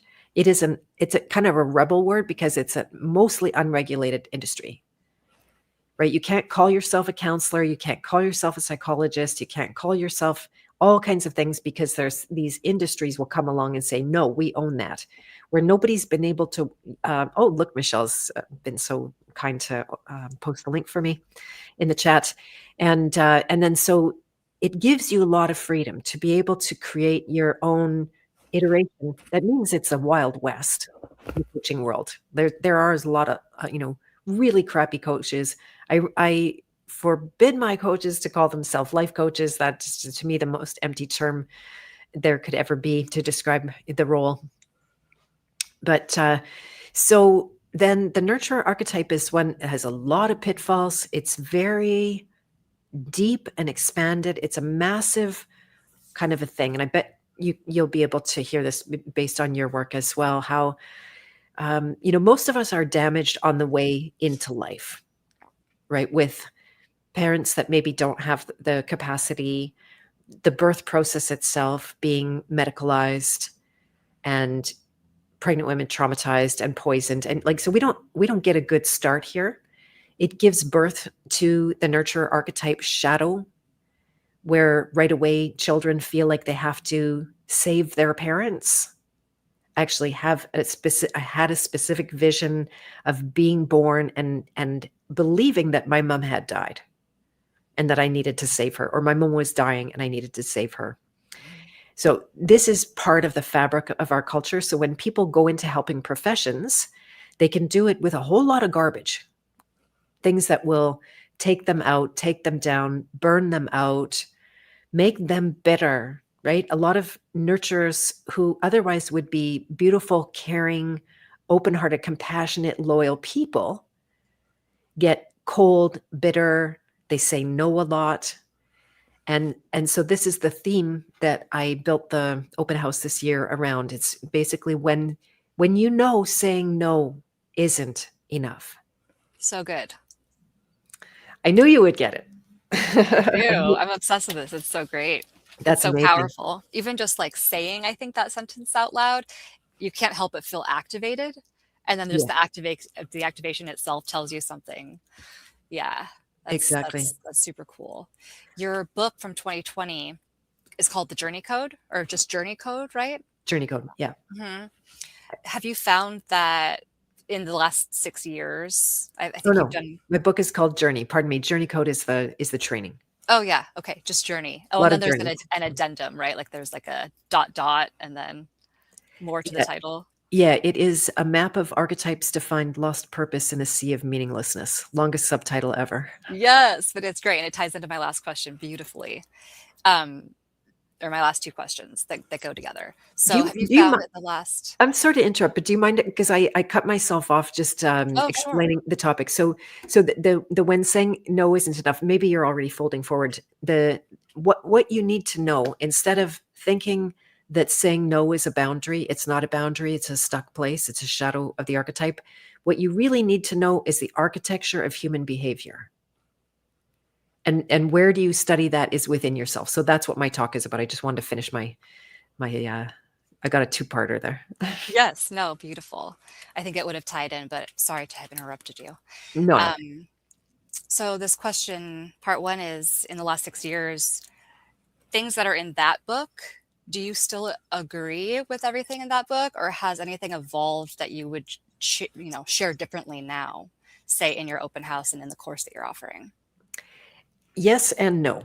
So I am not going to change that book. I've decided that's it. I will, it will be kind of like my Instagram, go back and look and see how I've evolved and changed and that kind of thing. But are there things you see? It was pre-pandemic. It was 5 minutes before lockdown that I managed to publish that book. Oh my God. Yeah. I was literally coming home from Mexico. I was speaking at an event. I really rushed to get the first publication out, to get my first stack of books so I could go and have them at that event. And coming home from Mexico, and Acapulco is the event, if you're familiar with it, they started to mask and they were talking about Wuhan. I'm going like, oh, this will never come to Manitoba. 2 weeks later, boom, lockdown for 2 years. And so I'm so glad that I published that. Now, you see, it was all pre understanding how really big and nasty our enemies were, although I had been red pilled by 2015. So I wasn't new to that. And so there wasn't that awareness. In a way, it's good. I doubt I would have ever published that book if it had been, if it had to go forward into the crap and corruption, destruction that we went through. Mm, Now, interesting. what would I disagree with? There would be some things in the masculine feminine. There was still some places that I was murky, and I haven't quite. It's unraveled, but maybe I haven't quite brought it all together in that respect. I was still thinking that the moon was feminine. The moon is definitely masculine. Okay.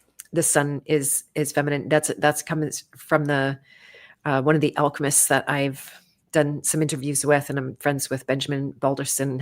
And he's got really good sense around that. So I still was carrying forward some of my new age stuff. I wasn't as lucid about the trap that high energy is.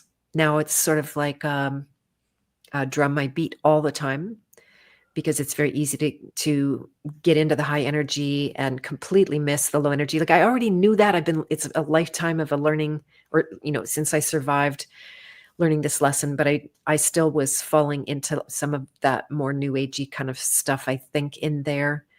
But overall, I get really good feedback on the book. People tell me they read it not just once, but twice. I'll send you a copy as a thank you. Thank you Oh, for I would doing love this, by that. the way. Yeah, Only if yeah. it's signed. No, being greedy. Yeah, I don't have one here, but so you just have to wait a little bit more for that. Okay.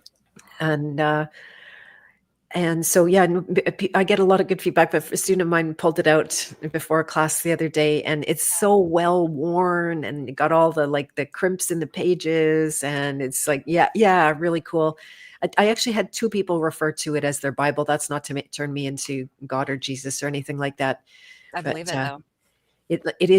the subtitle is a really good description as a map of archetypes to find lost purpose, because that's the kicker for every single archetype is obligated to become conscious in purpose in their own, it's their own flavor, right? The child's purpose is different than the rebels and the warriors and the nurturers. And it sequentially goes through the archetypes. So you get to see the archetypes, you get to see the pattern, you get to see the overall trajectory of the hero's journey.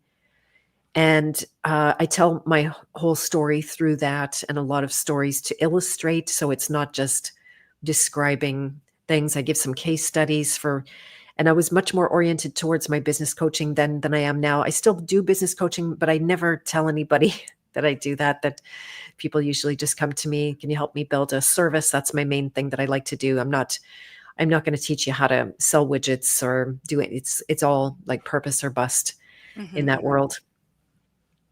Yeah. Yeah. Awesome. Yeah. But you know how I love quoting things back to people? It's like an Yeah. annoying trait, I think, of mine. There is a quote that you said that I'm curious how it ties into the course, the open house, the journey code that you're offering for the helpers, which is just such a great thing that you're doing. So you said I think it was, it doesn't matter. It was either one of your episodes or on that podcast called Anarchcast. Do you remember being on that one? Yes, Anarchast, exactly. That's Yeah. connected with an Acapulco. Yeah. Okay, Yeah. that's right. So you said the desire to give your power away is stronger than your desire to have power by far. And I think I was driving listening to this. I had it downloaded. I was going over the mountain and I was like, oh, there's a pull off. I'm going to forget that I want to bring that up because I just thought it was so potent and so true and such a good self check also, like just moving through the world. And I'm curious, how do you feel power and that whole idea work into understanding and sharing your purpose? And is that something that you can work through using the archetypes?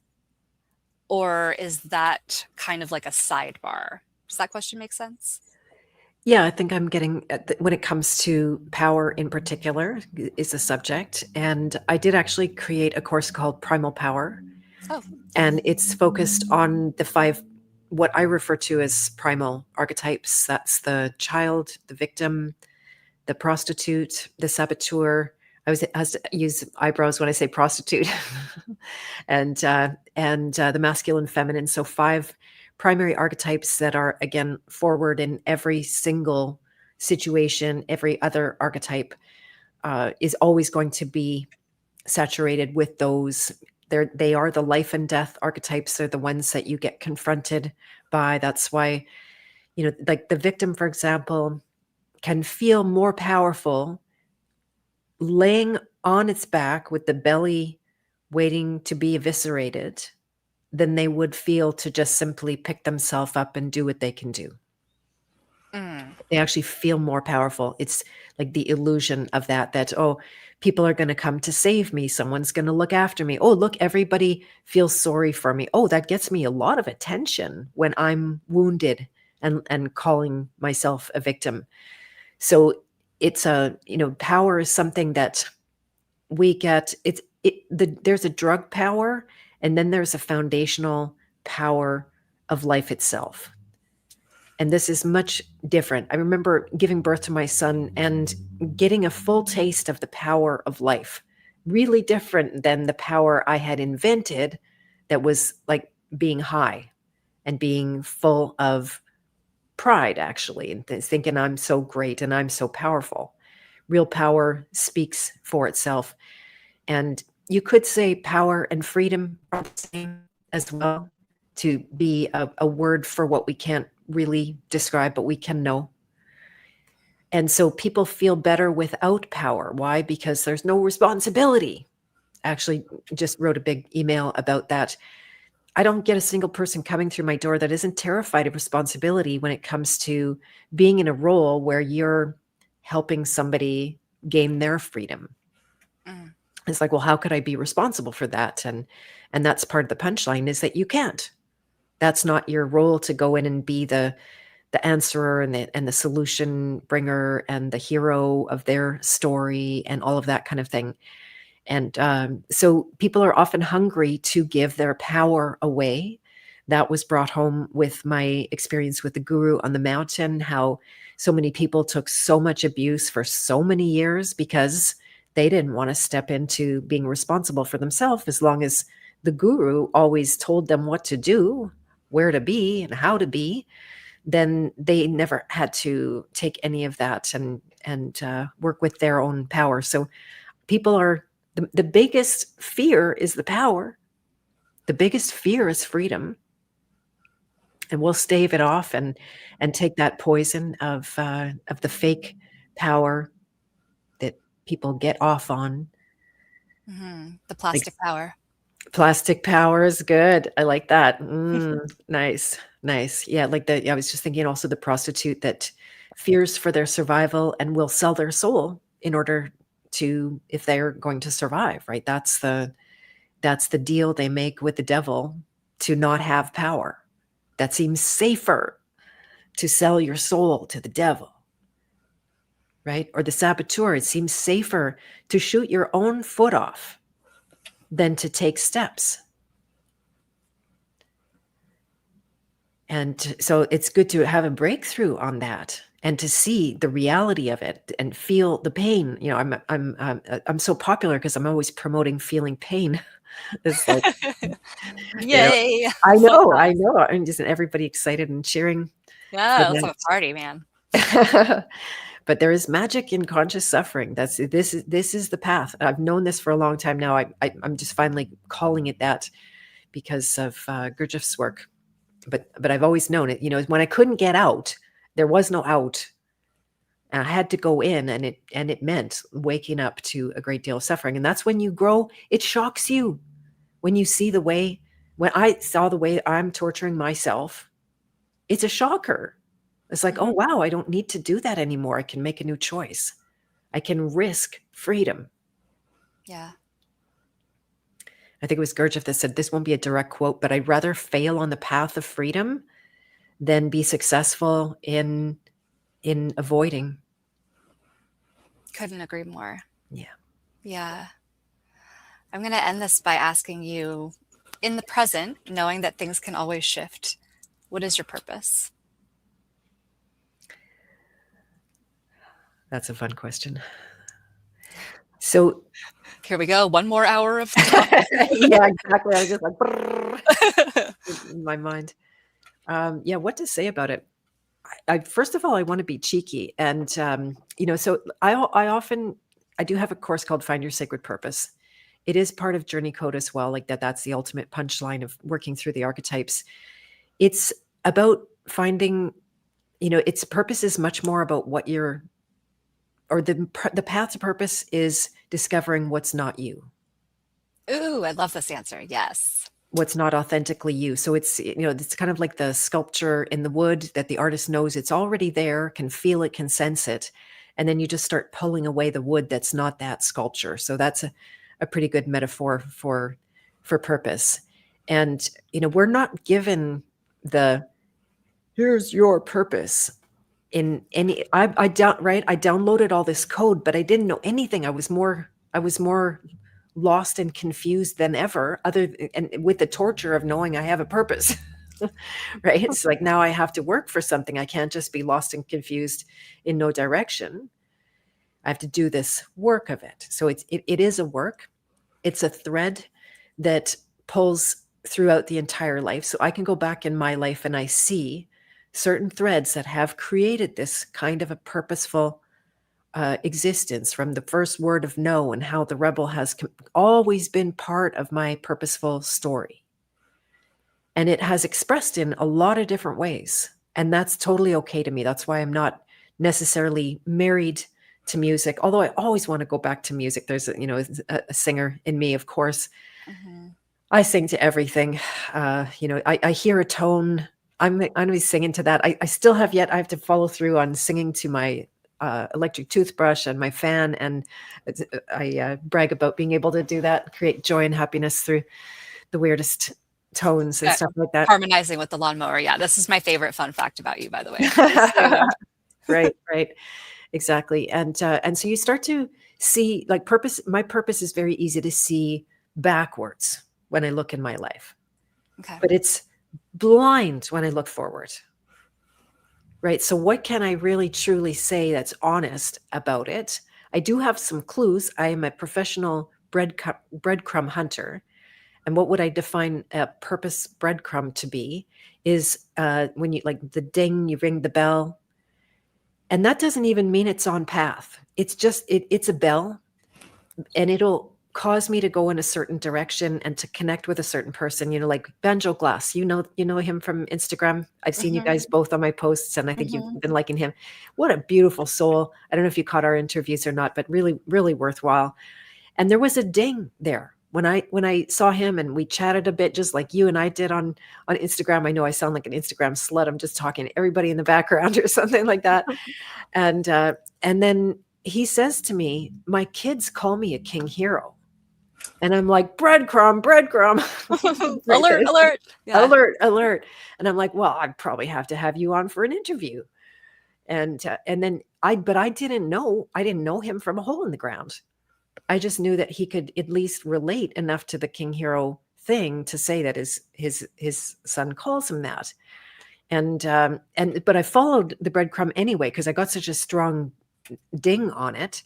And then the conversation was so incredibly fruitful, and it was awakening and enlightening, and just a deep kind of communion. So this is a very high value of mine, to have communion, not just like chit chat. This is a form of communion, what we're doing right now. So thank you so much for that, feeding feeding such a deep part of myself this way. And so yeah, it's kind of fun, because now I didn't know if anything would come of it with Banjo Glass, but I invited him to be a House of Free Will member. He joined. He started junking out on the Gurdjieff stuff. And he's messaging me between videos, and he's like, "Oh my God, this is..." so and like, I still don't know where, if anywhere, it's going to lead to, but it's purposeful. Yeah. And so if I can, my purpose is when I'm doing something and I do feel in purpose free about it, right? And free is the least free. I feel like I am a slave to my purpose, and I don't get to do whatever I want all the time. Or if I don't feel like something, canceling the first podcast we had, that's so rare for me. I've got this idea, because you can give into every little thought or program is going to say, like, "Oh no, you don't feel like it.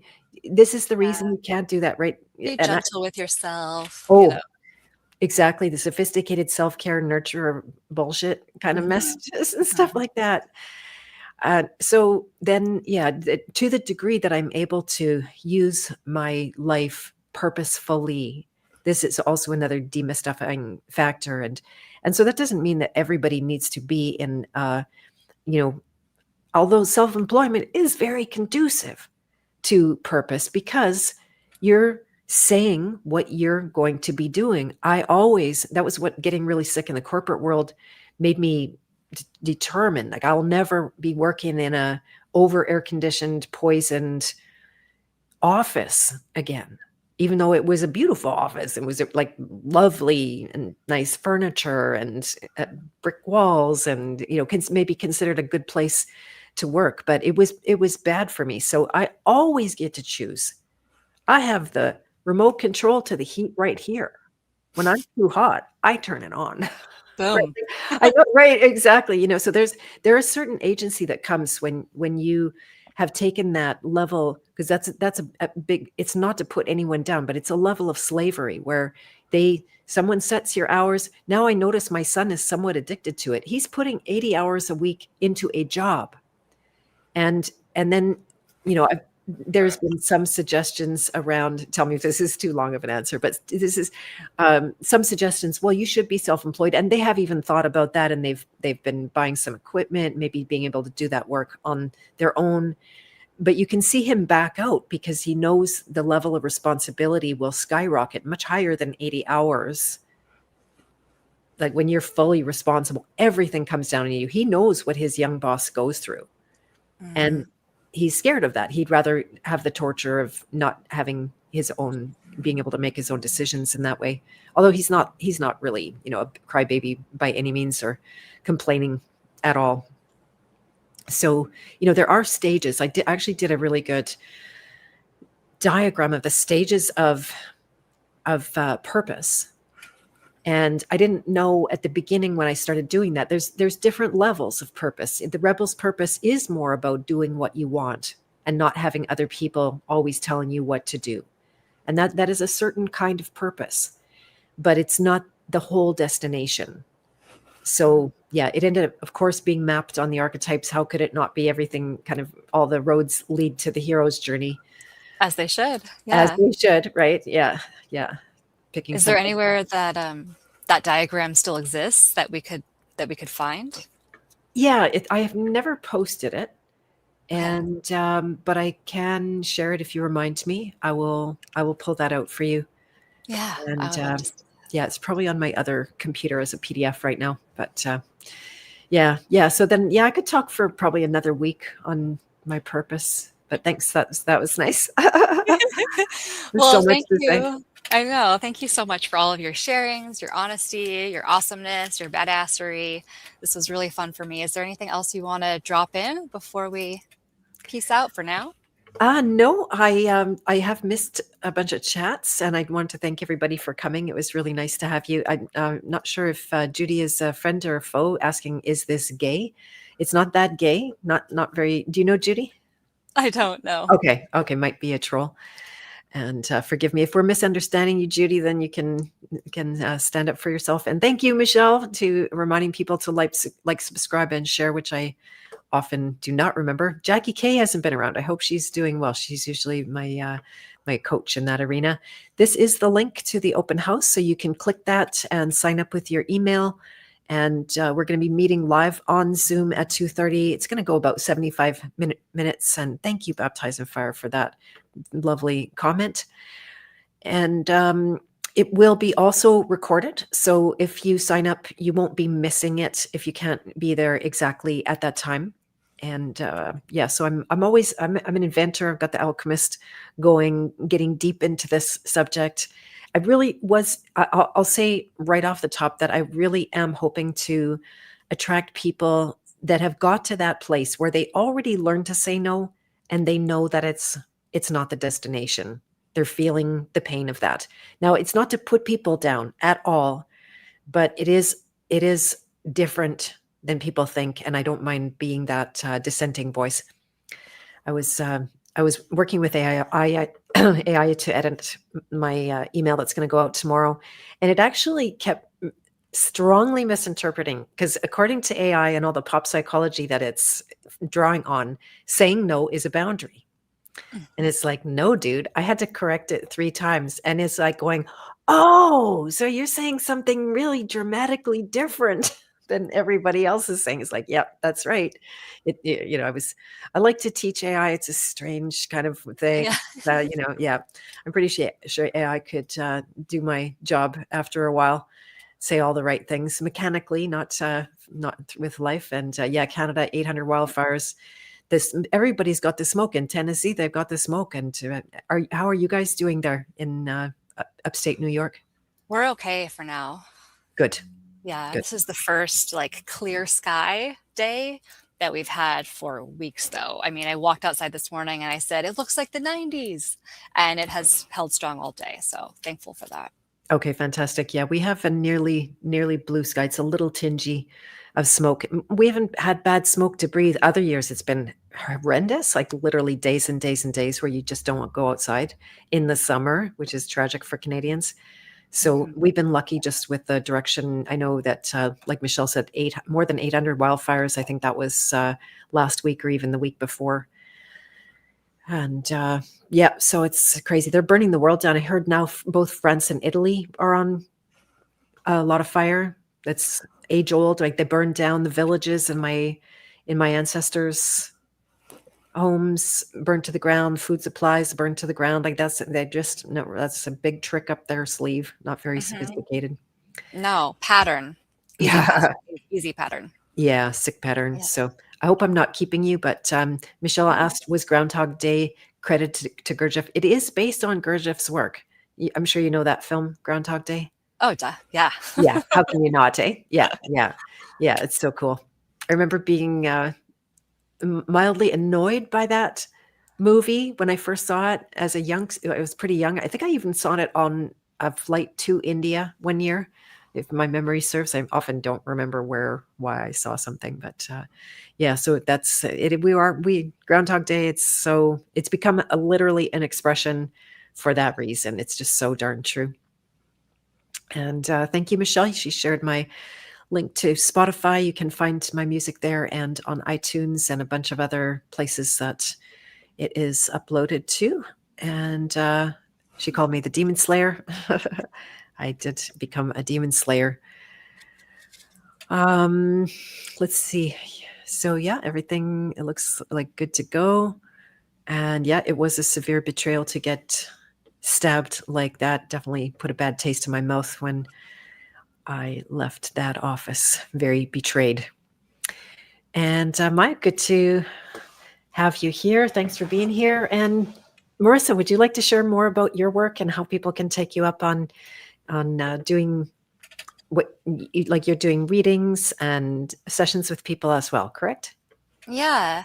So I do a couple different readings. You can find those on my website, which is theladybugline.com. Nice and easy. I do animal communication, I do mediumship, and some various unique psychic readings. One of them is like a mashup that is for the deep diver. That's called the quantum guidance session, I believe. That is kind of an open-ended free-for-all. We just hang out for 90 minutes. Anything goes. That one you definitely get sent home with homework though. So if you don't want homework, then maybe don't go that route. I teach different courses. Everything I do is really based in empowered guidance. I'm not here to give you the answers. I'm not here to tell you what's right and wrong. I'm here to help you remember and access everything that really is available to us all when we just do the work. I try to reframe stuff in a playful way so that you don't go into it with that energy of like, ugh, it's a slog. But in reality, parts are going to be a slog if you really want to have positive change. Something new that I've been doing is quantum healing journeys, which is not hypnosis. I want to make that clear. I kind of have a little like, I don't know, I want to say thumb up my butt for some reason about hypnosis. But there are elements of hypnosis in the Beyond Quantum Healing journeys. But again, it's very much empowered. It is to help you self-heal and gather insights about yourself. So I really take a step back there. I'm just acting as, a guide, kind of a net for you while you explore the subconscious field. And this might be other lifetimes. It might be just, symbolic experiences that for some reason concoct in your head that you really need to use to interpret, to understand why something's happening in your life, how you could change it. It's such a beautiful modality, and I've been doing it for, I guess, like a year now. Wow, that's crazy. And everything it's always something really new. And I think this excites me so much because we're all so different, but we all have so many similarities in the sense that we want to know stuff, we want to seek for stuff. But what I've found, well, not all of us, but a lot of us, but what I found is that to seek with that kind of desperate thirst only does ourselves a disservice, because in the process we miss a whole bunch, like books and books of, we'll say spiritual information that is available to us when we just go into things with an open mind. So I think that's really kind of the heart of what I do, is going into things with childlike curiosity and wonder, and not needing that definitive black and white answer, and instead just, as Beth says, following the breadcrumbs. So you can find me there. I'm really active on Instagram. You can go to my Facebook. It's a ghost town, but I do exist there. That's just I at the just found Ladybug you. Line. Yeah. Yeah. I ever abandoned Facebook. I know I have a lot of silent lurkers there, which is just fascinating to me. But yeah, I'm always really accessible to, like, shoot me a DM. It might take me a while to get back to you, but I will always get back to you. And I love chatting with people. So yeah, that's it. That's my spiel, man. How beautiful. Yeah, it was amazing. It's an amazing discovery just to get to know someone. And because, there's a certain veneer in every social media presentation or video or something like that. There's a certain flavor. And yeah, I just knew that you would be a great one to get to know. I love Hooray. the depth of who you are. Thank you so much for this very generous offer to interview me and ask me, some hard questions. But again, I have nothing but like, why wouldn't I tell my story? Well, if it can reach anybody and inspire anyone or have someone gain some insight into their own process, then why not? Right? All of that. There's like, I'm not saying that you shouldn't have privacy around certain things or always just come and barf your life and your problems into the airwaves. But for the sake of helping and serving, then that seems like a good thing to me.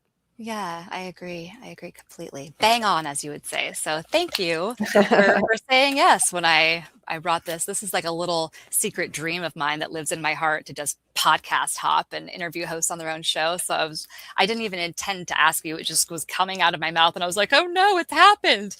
And so it was delightful for you to go, yeah, let's do that. I was like, whoa, okay. I love that you asked. Yeah, and I'll keep it in mind for other podcasters too, who maybe themselves would want to play this wonderful game. Yeah, thank you so much. Super good. All right, my dears. Well, I will be back. I believe. Is there something? Yeah, I am actually back on Monday on the King Heroes Journey. I'm hosting a young man out of Ontario who is running for mayor. Normally, I wouldn't have anything to do with politics whatsoever at all. But this young man is a cousin to one of my beloved friends now, students, clients, and he's definitely more awake than the average bear. And I thought to support him and be able, just bring some of his message forward, give him a piece where he could then be telling his story in a way that probably other people wouldn't ask him. So he's coming on Monday for that interview, and Beth of Fresh Air back on Friday, and the open house on Wednesday, which is totally free for everyone to come. And you're going to learn a lot in the process about yourself and about Journey Code. And maybe I'll meet those people, those rare souls who want to do that deep of a dive, which it really is a deep dive, to help others, right? It's one thing to help yourself, and then that's the hero's journey to turn around and give of the gifts that you received. So I think that's all for now. Thank you very much for everyone for coming. JJ Hempcrete, nice to hear from you. Jeshmush and Archer Alchemy again. Thanks for being here. I will play us out. This is from my Vijaya Living Knowledge album. If you're looking at Beth Martin's, 3 of my CDs, since you brought it up, are under Beth Martin's, and then the one is under Vijaya, Vijaya Living Knowledge. So you wouldn't find that one otherwise. And this is a tune called Upadrashta, which is a Sanskrit word for the upper realm of seeing. Ooh, spicy. There you go. Thank you so much. Much love to you, Marisa. Thank you. Back at you. You are welcome. Bye for now.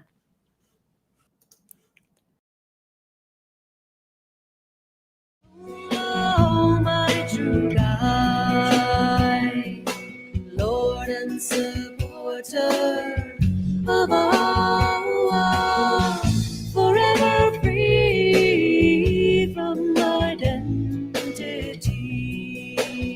Be well, I'm dwelling in you. Be well, I am dwelling in you.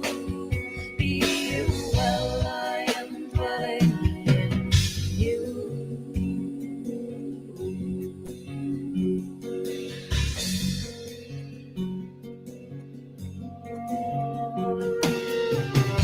Vidrashtanumanta Shivarita Gupta Maheshwara Paramatme Dija